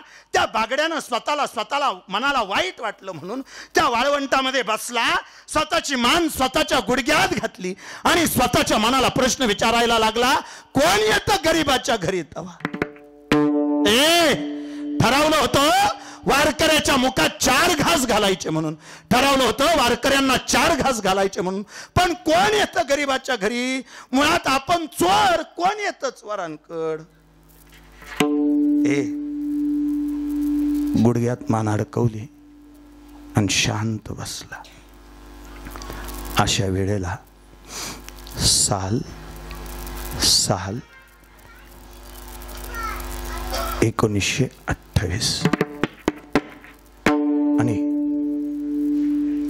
ज्या क्षणाला गुडघ्यात मान घालून बसला, वारकऱ्याची वाट बघत होता. एक वारकरी जवळ आला, डोक्यावरून हात फिरवला, हाक मारली, बागड्या. वर बघितलं, पायात चप्पल आहे, कोल्हापुरी, कमरेला धोतर आहे, अंगावरती पिवळसर रंगाचा सदर आहे, उजव्या खांद्यावर घोंगडे आहे, हातात काठी आहे, काठीला 2 घोंगड आहेत आणि गुलाबी रंगाचा फेटा डोक्यावर बांधून एक वारकरी उभा राहिला. अरे कोणी जेवत नसलं तर मला जेवाय घाल आणि 5 वारकऱ्याचं मी एकटाच खातोय बघ. जेवले आणि त्या बागड्यानं विचारलं, अहो वारकरी दादा, नाव काय तुमचं? म्या बाळू धनगर हाया. माझ्या गरीबाच्या घरी आला कसा? अरे गरीबाच्या घरी जेवतो त्योच बाळू धनगर हाया. मी तुझ्या दारात आलो लेकरा, पण ध्यानात ठेव, तुझा दिवस फिरत्याली, अजून 12 सालाने आपली भेट होईल, असं म्हणले निघून गेले. तो बागडी बारामतीत आला, श्रीमंत झाला आणि श्रीमंत झाल्यावरती पुन्हा गावाकडे जाऊन त्याने 13 एकर जमीन खरेदी केली, शेती करायला लागला आणि शेती करता करता एका सालाला त्याच्या रानात कुणीतरी बकरी सोडली. कुणीतरी बकरी सोडली म्हटल्यानंतर त्या बागड्यापर्यंत बातमी पोहोचली. तो बागडी धावत आला, ए माझ्या रानातनं बकरी बाहेर काढा, माझ्या रानातनं बकरी बाहेर काढा. ए धनगरांनो, माझ्या रानातनं आपापली बकरी बाहेर काढा. म्हणून तो बागडी धावत आला. धावत येऊन बघितलं, समोर ओळखीचा चेहरा दिसला. तो बागडी समोर आला आणि सांगितलं, ए माझ्या रानातनं बकरी बाहेर काढा. कोणाचं रान? म्हणलं माझं. ध्यानात नाही बहुतेक तुझ्या. काय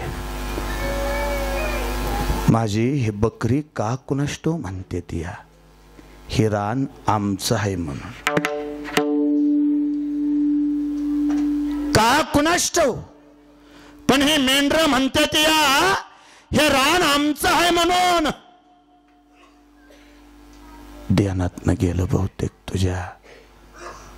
12 सालापूर्वी पंढरपुरात भेटला होता तू. तुझ्या घरी कुणी जेवायला येत नव्हतं. त्या दिवशी यो बाळू धनगर तुझ्या घरी जेवून गेला. ए बागड्याच्या जेव्हा ध्यानात आलं, त्या बागड्याने हात वर केले, आसमंताकडे हात करून सांगितलं, देवा ज्या माणसानं पंढरपुरात येऊन, ज्या देवानं पंढरपुरात येऊन मला वाट दाखवली, तो देव चालून आज माझ्या रानात आला. ए त्याने मामांच्या पायाला मिठी मारली. मामांच्या पायाला मिठी मारून अश्रूंचा अभिषेक मामांच्या पावलावर घातला. बाळू मामा, ह्या श्रीमंतीच्या ओझ्यानं डोळ्यावरती श्रीमंतीची धुंदी आली होती. तुम्हाला ओळखलं नाही. 12 वर्षापूर्वी माझ्या डोक्यावर हात ठेवला, माझ्या आयुष्याचं कल्याण केलं. मामा, आज तुमच्या चरणावर लोटांगण घेतो, आज तुमच्या चरणावर नतमस्तक होतो.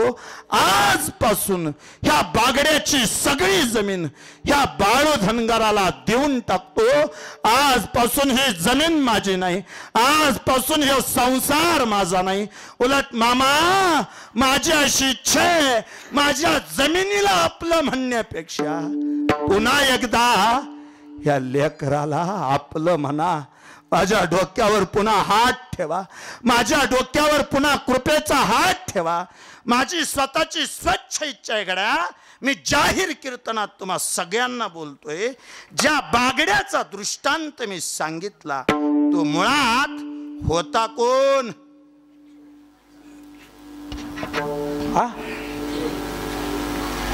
चोर होता, श्रीमंत झाला. आणि नुसता श्रीमंत नाही झाला, बाळू मामाचा निस्सीम भक्त झाला. बदल झाला. कुणामध्ये? चोरात बदल झालाय. मी थोडं सोपं सांगतो. एवढा एक प्रयोग करा. उद्या सकाळी झोपेतून उठल्या त्या मोबाईलचा जाळ करण्याआधी उठून स्वतःला आरशात बघा आणि आरशात बघून ध्यानात आणा. पाठीमागल्या 3 वर्षाखाली ह्या भारतातली 10 लाख माणसं मरून गेली, तरी सुद्धा ह्या बाळू धनगरानं हनुमंतवाडीतला पहिला काला खाण्यासाठी आपल्याला जिवंत ठेवलंय. फक्त एक करा, स्वतःच्या मनाला प्रश्न विचारा. कुणाला सांगू नका, जय जयकार करू नका, बोबाटा अजिबात करू नका. आरशा पुढं उभा राहा आणि स्वतःलाच विचारा, बाळू मामाने मला जिवंत ठेवावं एवढा मी गुणाचा हाय का?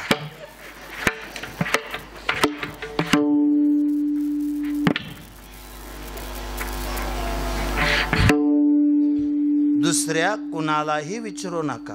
त्याचं कारण असं आहे, तुम्ही नेमकं कसं आहे हे तुम्ही अजून बायकोला सुद्धा कळून दिलं नाही. बऱ्याच बायकांना हे माहिती नाही काय आपलाच गंगाधर शक्तिमान आहे.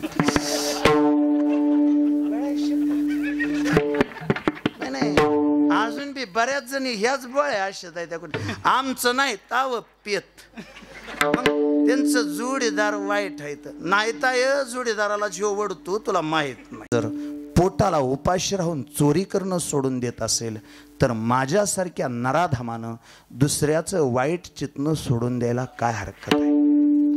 दुसऱ्यावर जळणं सोडून द्यायला काय हरकत आहे. दुसऱ्याचं वाईट चित्न सोडून देत असताना दुसऱ्याची निंदा करणं सोडून द्यायला काय हरकत आहे. अजून सोपं बोलू, तंबाखू खात असेल तर तंबाखू सोडून द्यायला काय हरकत आहे. आणि मग ढेकळे पाहुणे ह्यो पोरगा शूटिंग करतोय ना कुलाळ पाहुणा, तर जाऊ दे की त्याच्या कॅमेरात एकदा ही गोष्ट काय बाळू मामाचा हनुमंतवाडीचा जो काल्याचा सोहळा झाला त्या काल्याच्या कीर्तनात 10 जणांनी स्वतःची तंबाखू सोडली आणि 10 जण व्यसनमुक्त झाले. करा पुढे जमा चला.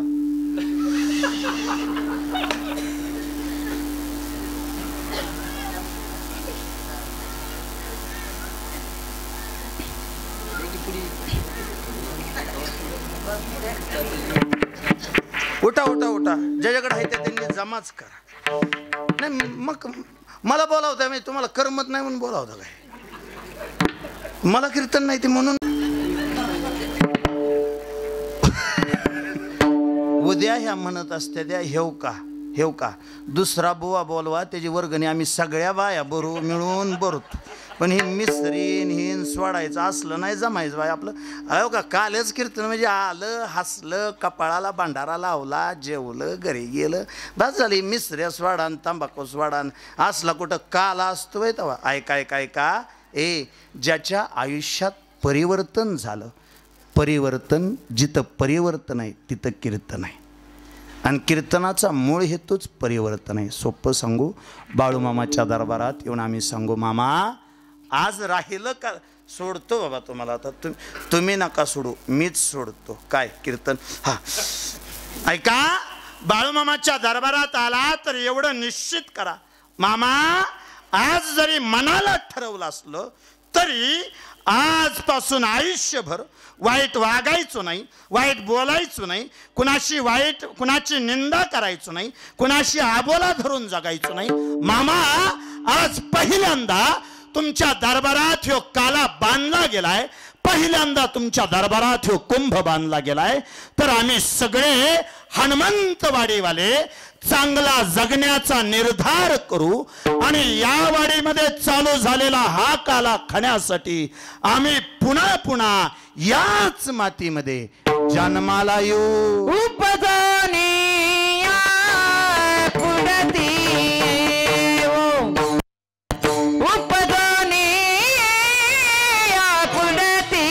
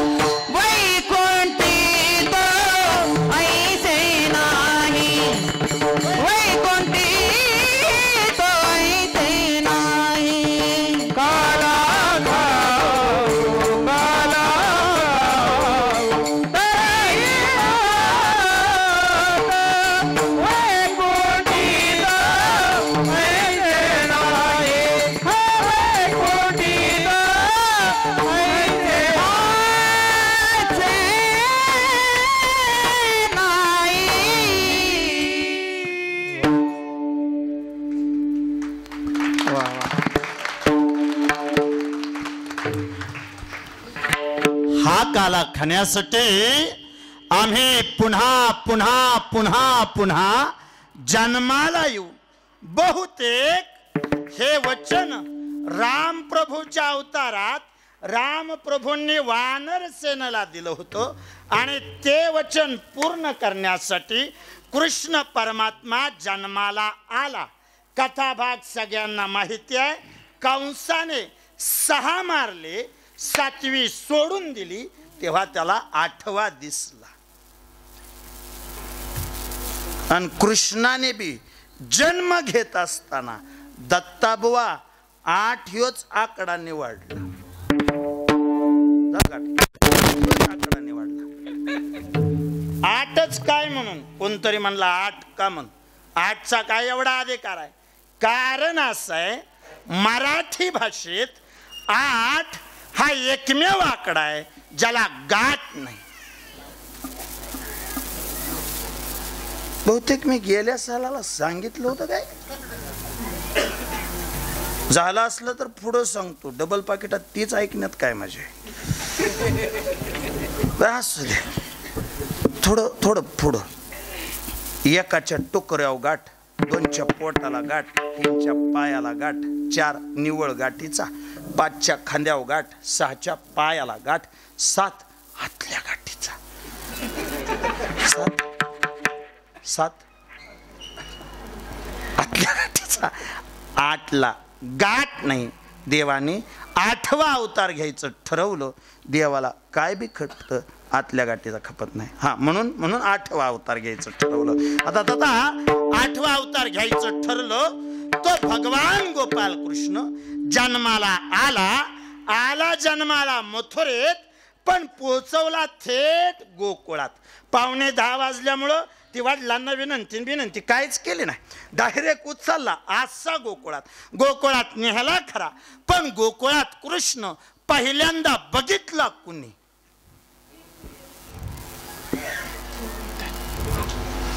तुम्ही सांगा कृष्ण पहिल्यांदा बघितला कोणी. बाई काय हा प्रकार. म्हणलं हिंदी झालं काल ऐकते त्यान. मी मिंदाय म्हणलं मला सांगावंच लागल सतीश. मला गपलून चालल का. वा कोण सांगते. आई तो आभीची आई. हा परवा त्यो आपल्या लपतळवाडीत वाजवायला बसला होता तो आभीची आई. हा कुठं कृष्ण गोकुळात आला. पहिल्यांदा बघितला सुनंदेने. सुनंदा ही नंदराजाची बहीण, कृष्णाची आत्या. सुनंदेने कृष्ण बघितला. जसा कृष्ण बघितला तशी सुनंदा धावत सुटली. एका गवळणीनं दुसऱ्या गवळणीला, दुसऱ्या गवळणीनं तिसऱ्या गवळणीला, असं करत करत करत करत गवळणीने एकमेकीला सांगायला सुरुवात केली. काय गवळणे सांगती गवळणीला न पुत्र झाला यशोदेला. गवळणे सांगती गवळणीला न पुत्र झाला यशोदेला. गवळण सांगती गवळणीला न पुत्र झाला यशोदेला. गवळण सांगती गवळणीला न पुत्र झाला यशोदेला. गवळण हो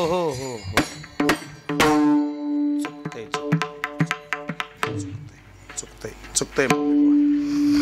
काय चुकतंय. काही नाही चुकतंय. असं प्रमाणात काय म्हणलंय. गवळण सांगती गवळणीला. आणि बारकी बारकी पोरका म्हणून उड्या हाणते ती. नाही प्रमाण आहे का तुम्ही. जे प्रमाण चाललंय त्याच्यानुसार वागलं पाहिजे ना. प्रमाण काय म्हणतंय. गवळण जेवाय आलाय वेग तुम्ही. हात वर घ्या सगळ्या जणींनी. नुसत्या गवळणीने घेऊ द्या. तुम्ही निवांत जेवून जावा झाल्या. घ्या सगळ्या गवळणींनी हात. हनुमंतवाडीत काला होणार आहे आणि गवळणी अशा बसले ते धरून आणलं. वर घ्या. आणि गवळणीला म्हणते. त्याच्यामुळं म्हणताना मोठ्याने म्हणायचं. आवाज सगळ्यापर्यंत गेला पाहिजे. बाळूमामाचा उत्सव आहे. आनंदाने म्हणा, मोठ्या प्रेमाने म्हणा. सगळ्या जेवढ्या गवळणे त्यांनी हात वर घ्या, सगळ्यांनी हात वर घ्या. माऊली बुवा तुम्ही पुढं म्हणा आणि तुम्ही सगळ्यांनी मोठ्याने माग म्हणा. गवळण गवळण सांगती गवळण निलान पुत्र झाला यशोदेला. जोरात हे गवळण गवळण सांगती गवळण निलान पुत्र झाला यशोदेला.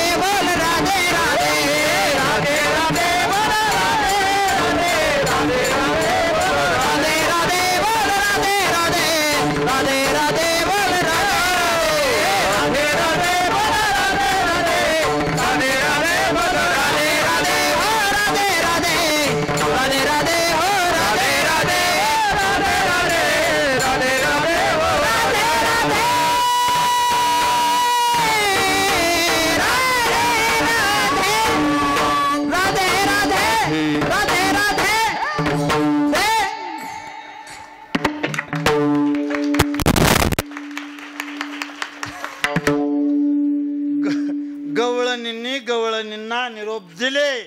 निरोप देता देता आई एक म्हातारी गवळण होती. ती म्हणली बया पोरेंनो कुठं पळताय ग. ती म्हणली तुम्ही सकाळ ऑनलाईन आला नाही काय. म्हणली का सगळ्यांचं स्टेटस आहेत काय. नंदराजाचा आणि यशोदामाईचा फोटो स्टेटसलाय आणि त्याच्या खाली कॅप्शन लिहिलंय कॉंग्रॅच्युलेशन फॉर बेबी बॉय.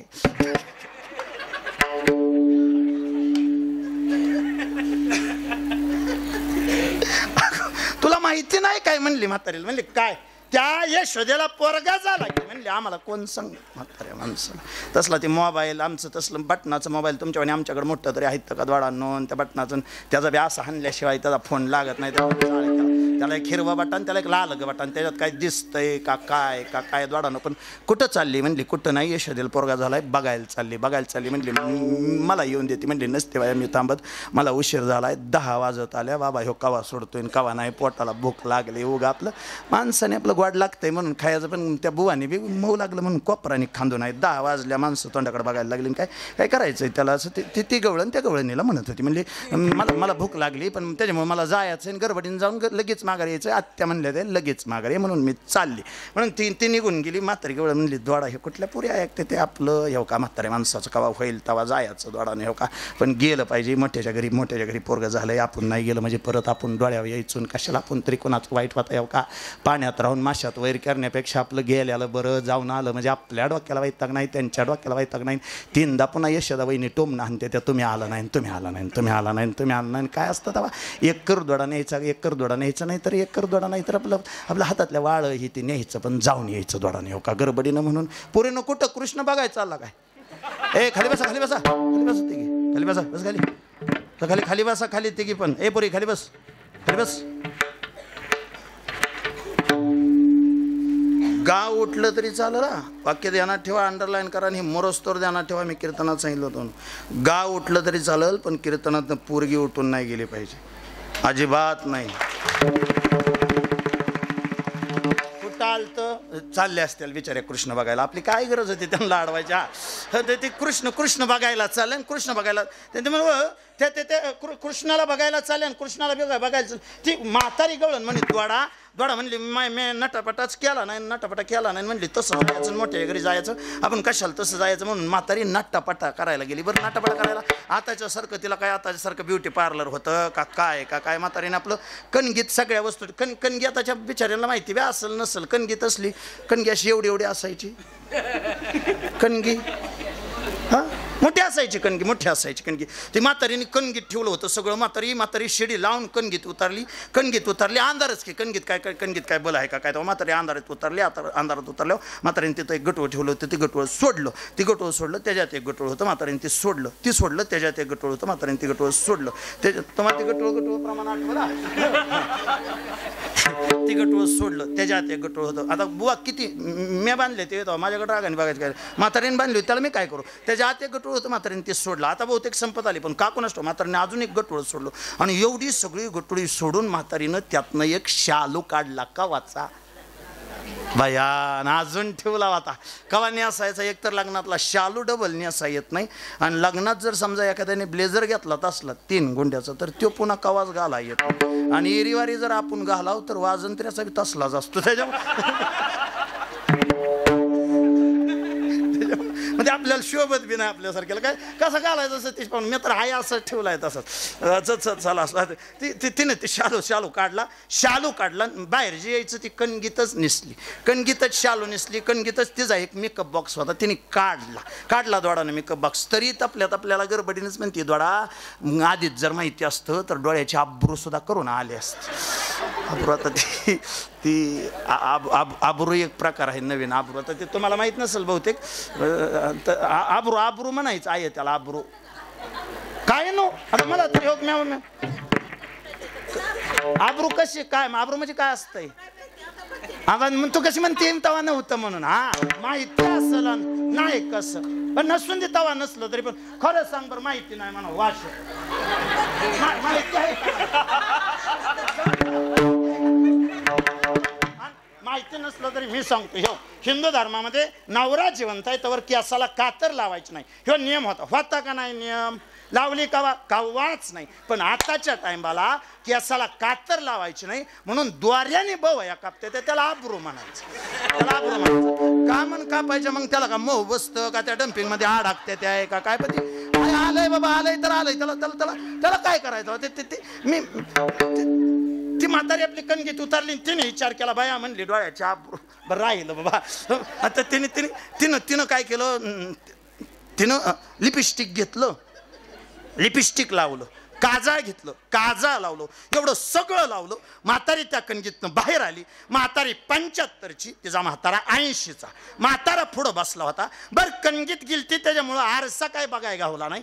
मग आरसा नव्हता म्हणून जुन्या काळातल्या बिचारे आपले जाता नवऱ्यालाच चिचरायच्या होय व म्हणून ती म्हातारी 75ची म्हातारी 80च्या म्हाताऱ्या पुढं आली आणि 80च्या म्हाताऱ्या पुढे येऊन 75ची म्हातारी म्हणली सांगा राया.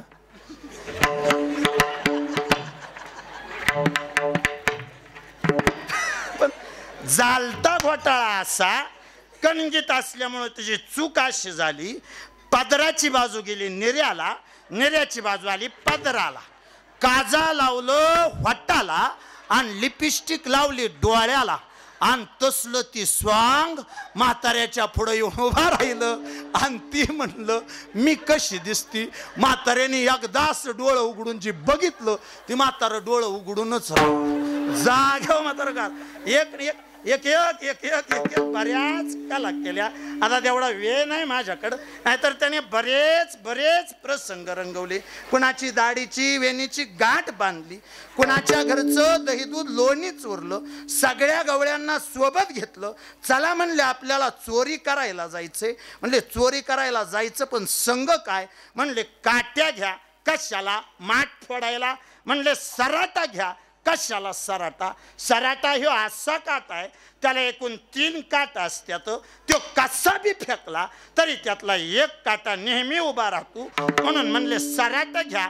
जर आपण दही दूध लोणी चोरताना गवळणी आडव्या आल्या, गवळणी माग पळायला लागल्या, माग फिरायचं आणि सराट टाकायचं. बोबड्या म्हणला की ना साला तर टाकायला आलचं नाही पण चालूला गवळणी स्वयंपाक घालताना बी चपल्या घालत्यात. परवा दिवशी दादा पाहुणे एक बिचारी वाडाय आली. बरं वाडाय आलेली आणि तिच्या पायात चप्पल माझ्या पुढं आली. मला म्हणली महाराज राईस घेता का. बरं भात म्हणताना काही इंगळी डसती तोंडाला कोण आणतो पण आता भात म्हणायचं नाही, आता राईस म्हणायचं. आता थोडं सुशिक्षित झाल्या बिचाऱ्या. मग ती म्हणली राईस घ्यायचा का. राईस घ्यायचा का म्हणलं माझं ध्यान भाताव जे जायचं ते माझं ध्यान. काय गरज होती आपली तरी लोकांच्या चिपलीव ध्यान जायची. पण माझं ध्यान चिपलीव गेलं. मी म्हणलं ताई भात वाढा पण अहो चप्पल कशाला पायात घातली. म्हणलं बुवा यावा आम्ही. म्हणली हो का महाराज अजिबात वाईट वाटून घेऊ नका. असं झालंय आमच्या घरात परिस्थिती अशी आहे, आमच्या घराची रीत अशी आहे, आमच्या घरात प्रत्येक गोष्टीला वेगळी चप्पल आहे. आणि सध्या मी जी पायात चप्पल घातली ती आमची जेवण वाढायची चप्पल आहे. मी पण तेवढाच शुद्ध बोललो.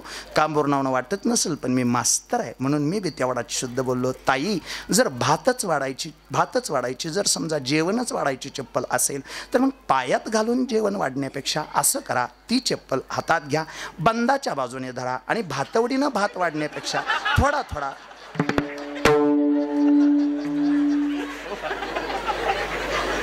म्हणजे तुम्हाला बी वाढल्यावाने वाटलं ना आम्हाला बी गिळल्यावाने वाटलं पाहिजे. आम्हाला बी जोर आला तुमच्या घरी जेव्हा यायला करायचं काय म्हणलं तर ते चोऱ्या करताना ठरलं सराटा घ्या. म्हणले चप्पल घालता द्या. म्हणले माती घ्या. कशाला. डोळ्यात फेकायला. म्हणले चष्मा लागलाय तिला. दिवसभर मोबाईल बघते गवळण. आता कुठनं तिला ते नाहीच म्हणले. आता चष्मा लागला. बरं म्हणले आता उरका चला. गेले बऱ्याच चोऱ्या केल्या. बऱ्याच चोऱ्या करून पुन्हा ते गोधन चारायला गेले, गायी चारायला गेले. ऐका आज काल्याच्या कीर्तनात मी थोडा कृष्ण सांगितला, थोडा बाळूमामा सांगितला. माझं मत असं आहे त्या कृष्णाने गायी चारल्या तो धन्य झाला, माझ्या बाळू धनगराने बकऱ्या चारल्या तो धन्य झाला. शेवटी रानात गेल्याशिवाय धन्यता दोघाला बी मिळाली नाही. त्या कृष्णानं सगळ्यांना एकत्र केलं. बरेच खेळले. आता 10 वाजता खेळणं मला काही शोभायचं नाही पण बरेच खेळले. बराच खेळ झाल्यानंतर देव समोर आला. देव समोर आल्यानंतर त्यातला एक गवळी पुढाला, पेंद्या पुढाला. म्हणले कृष्णा 10 वाजल्या. काहीतरी विचार असतो माणसाच्या पोटाचा. खांदी भार पोटी भूक काय तुझे कीर्तन ऐकायाचे सुख. कुठवर ऐकल माणूस. 10 वाजल्या बंद कर. म्हणले काय. खेळायचं. बंद केलं. पण कृष्ण म्हणे चला जेवायला बसू. हरकत नाही फक्त एक माझा नियम असा आहे. कोणता. ज्यांनी दिलंय त्यांनी जेवायचं.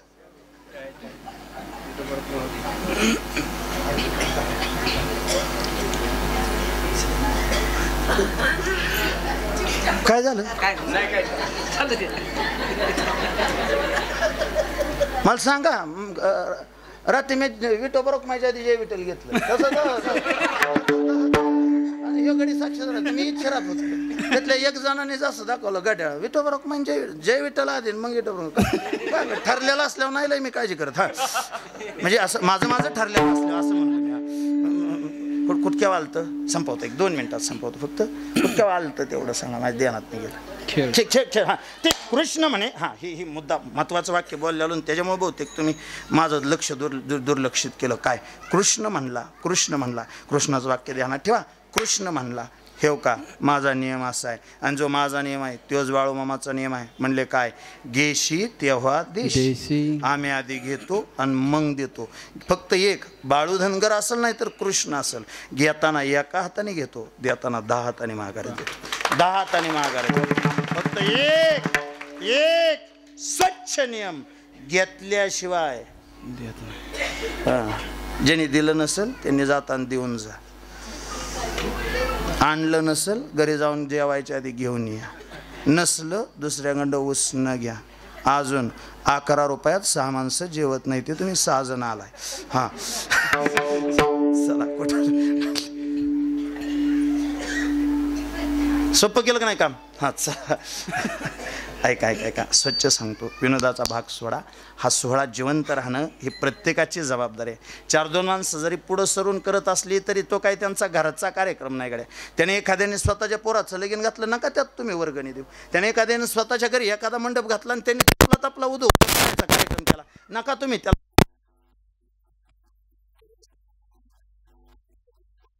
कार्यक्रम आहे म्हणून सगळ्यांनी सडळ हाताने मदत करत जगाड्या. हा कार्यक्रम जगला पाहिजे, टिकला पाहिजे, वाढला पाहिजे. याच्यासाठी सगळ्यांच्या सहकार्याची गरज आहे. जिथं आलतो तिथपर्यंत बोलतो. कृष्ण म्हणे सगळ्यांनी आपापल्या परीनं द्या. सगळ्यांनी आपापल्या परीनं द्या म्हणल्यानंतर वाकड्याच्या ध्यानात आलं आपली अडचण अशी झाली, जेव्हा आपल्या मागाशी फिल्डिंग आली तेव्हाच आपण खाऊन टाकलंय. आपल्याकडे आता द्यायला काहीच नाही. बरं ती म्हणली ह्याच्या मागं एवढे दिवस शिंडलून ह्याने आपल्याला मागावं असं वाटत नव्हतं, आपल्याला मागल म्हणून.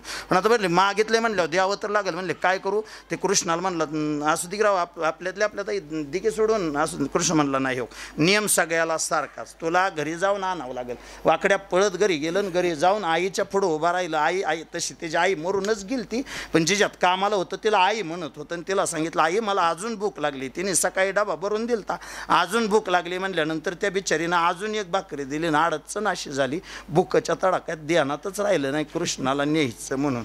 बऱ्याच जणांचं असंच आहे, आधी पोटोबा आणि ते जेवलं तिथंच एक भाकरी जाग्यावर बसून खाल्ली. बरं जुन्या माणसांना एक भाकरी म्हणजे काहीच नव्हतं, उगं खेळत खेळत तानाजी मालुसरे जेवल्यावर 7 भाकरी खायचं. माणसंच तशी होती. संभाजी कावजी कोंडाळकरांनी हत्ती उचलून रायगडावर नेलता, करडू उचलं ना. तिकुंड उचललं तर तिकुंड गळून पडतंय. शिर्डीची दार काढाय घरदार लोंबकळतंय. नाही वय बायको शिंगाड धरून पोरगा तांगड्या वडून धरायला आणि मग ह्यो रन मारतन चरवी घेऊन येतो वडून धार. वडून धार म्हणला हलवून देऊ नको, वडून आली तुझ्या पराक्रमाला.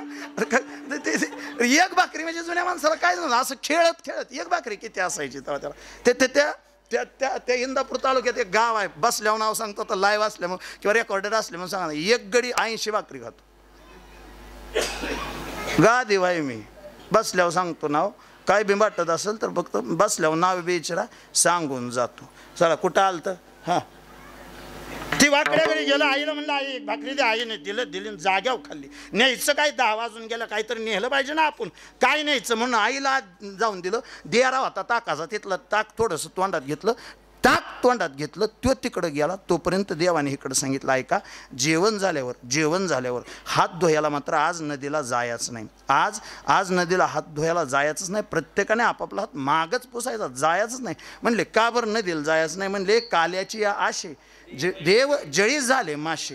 देव सगळे म्हणले मासहून तिथं आल्यात, अजिबात जाऊ नका तिकडं. ते म्हणले काय बी सांगतो घेस ना आपलं, एकाने 80 भाकरी खाल्ल्या आणि तिकडं जाऊ नका आणि देव आलं नसलं फेकाय आला का येतं म्हणजे काय बी सांगू नको. म्हणले ते त्यांना काय मिळत नाही का. देवानं सांगितलं आहे का शपथ सांगतो म्हणले, ते देव जर मासेहून आज आल्यात त्याचं कारण एकच आहे, ती वैकुंठात राहणारा देव आहे तर त्यांना सगळं मिळेल, पण वैकुंठी तो ऐसे नाही. कवळ काही काल्याचे म्हणून ते सगळं गडी तिथं आज मासहून आल्यात.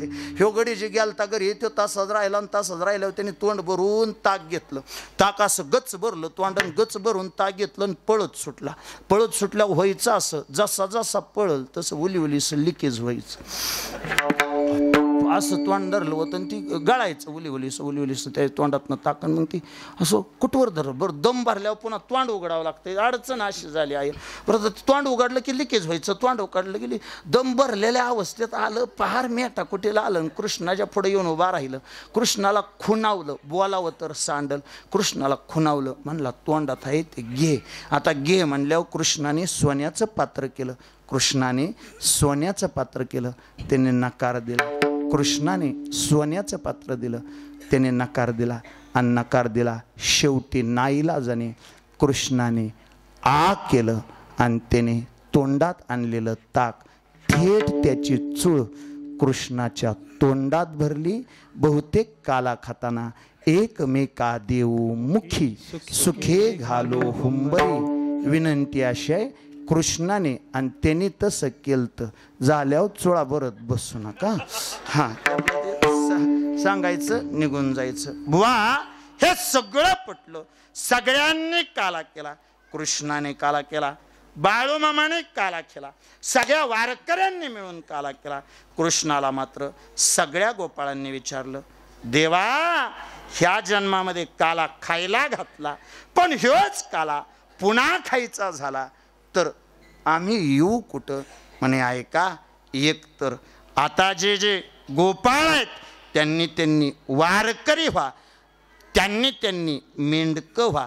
वारकरी झाला तर पंढरपुरात खायला मिळेल. मेंढकं झाला तर हनुमंतवाडीत खायला मिळेल. काला खायला मिळेल एवढं मात्र निश्चित आहे. ए देवा पण आम्ही त्या अवतारात तुला ओळखू कसं. म्हणे हनुमंतवाडीत आला तर मी बाळू धनगर म्हणून उभा राहीन आणि पंढरपुरात आला तर मी विठोबा म्हणून उभा राहील. माझी अशी विनंती आहे ज्यांना ज्यांना काला खायचा त्यांनी दोन्ही हात वर घ्या. दोन्ही हात वर घ्या. एकदा हनुमंतवाडीतला खायचा म्हणून बाळू मामाचं भजन आणि पंढरपूरचा खायचा म्हणून पांडुरंगाचं भजन. सुरुवातीला मामा नंतर पांडुरंग. चांग बले रे चांग बले बाळू मामा दे चांग बले. चांग बले रे चांग बले बाळू मामा चांग बले. चांग बले रे चांग बले बाळू मामा दे चांग बले.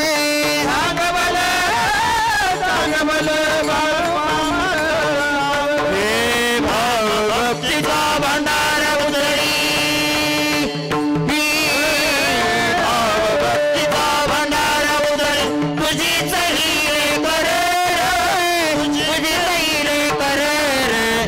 तांग बले तांग बले तांग बले बाळू मामा दे तांग बले. तांग बले तांग बले बाळू मामा दे तांग बले. तांग बले तांग बले बाळू मामा दे तांग बले. तांग बले तांग बले बाळू मामा दे तांग बले.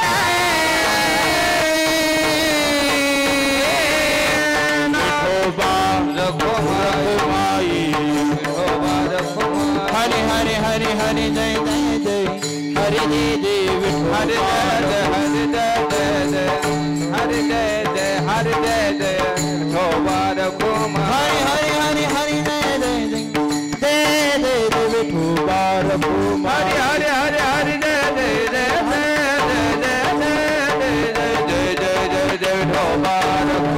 जय जय जय विठोबा रघुम.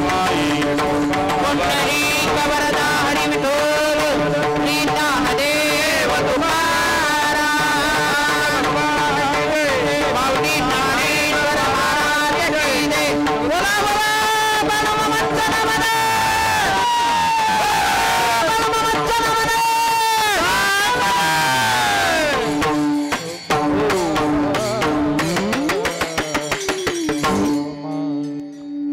उपजून या पुढती येऊ काला खाऊ दहिवात वैकुंठी तो ऐसे नाही कवळ काही काल्याची. एकमेका देवमुखी सुखे घालो हुंबरी. धावत्या वेगामध्ये स्पष्टीकरणासहित उच्चारासहित अभंगाच्या 3 चरणाचा अर्थ सांगून झाला. मला दिलेली वेळ संपून 1 तास 20 मिनिटं जास्त झाली. 1 तास 10 मिनिटं जास्त झाली. 10:10 झाले. अतिशय मनापासून तुम्ही सगळ्यांनी एवढे उशीर मनातल्या मनात शिव्या देत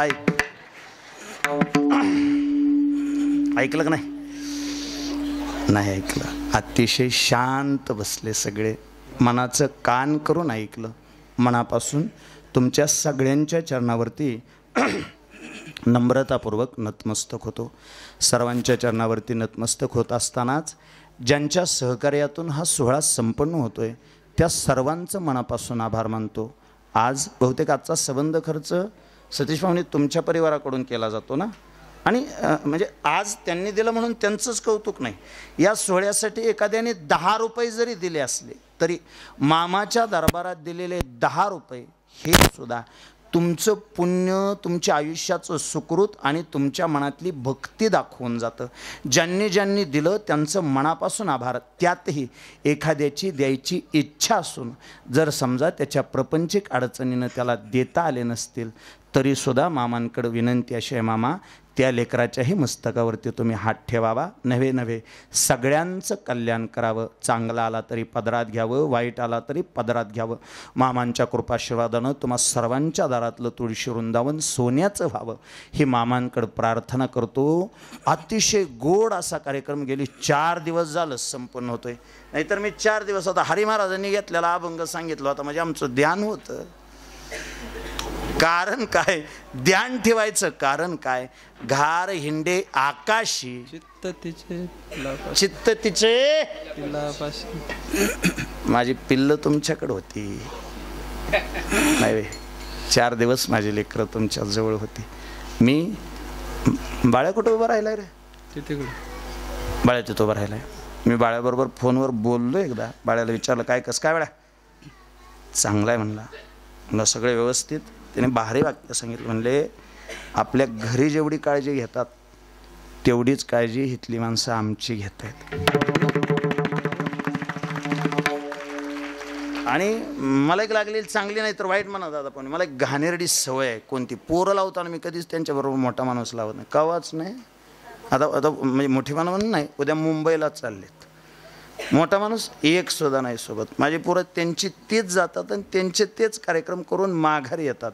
फक्त दत्ताबुवा आनंदाने एक गोष्ट सांगतो, लेकरांचं बी कधीतरी कौतुक केलंच पाहिजे बरं. रोज त्यांच्यासमोर उभा राहून त्यांना हाणून मारून त्यांना शिकवत असताना कधीतरी रागे भरावं बी लागतं, कधीतरी रागवावं बी लागतं.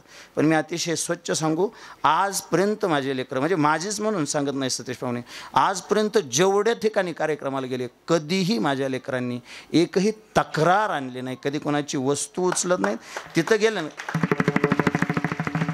संस्थेवर येऊन बघा गडी एकामेकाबरोबर माय दळ बांधतात, नको झालंय मला. हा संस्थेवर जर बघितलं ना भारत पाकिस्तान, पण कार्यक्रमाला गेल्यावर का कुणास ठाऊक मग नेमकं काय चुकतंय तेच मला कळणार. संस्थेवर जी गडी एकमेकाबरोबर असं कळवंडी करते तर नाही, कार्यक्रमाला गेल्यावर या काहीच्या पोटी जन्माला आल्यावर आणि एकमेकाला घासातला घास काढून देतील. आणि मला एवढंच कळतं, लेकरांना आयुष्यभर एवढं जरी कळालं तरी बास झालं. आपल्या घरात काही असलं तरी समाजापुढं उभा राहताना आपण एक आदर्श म्हणून उभा राहावं.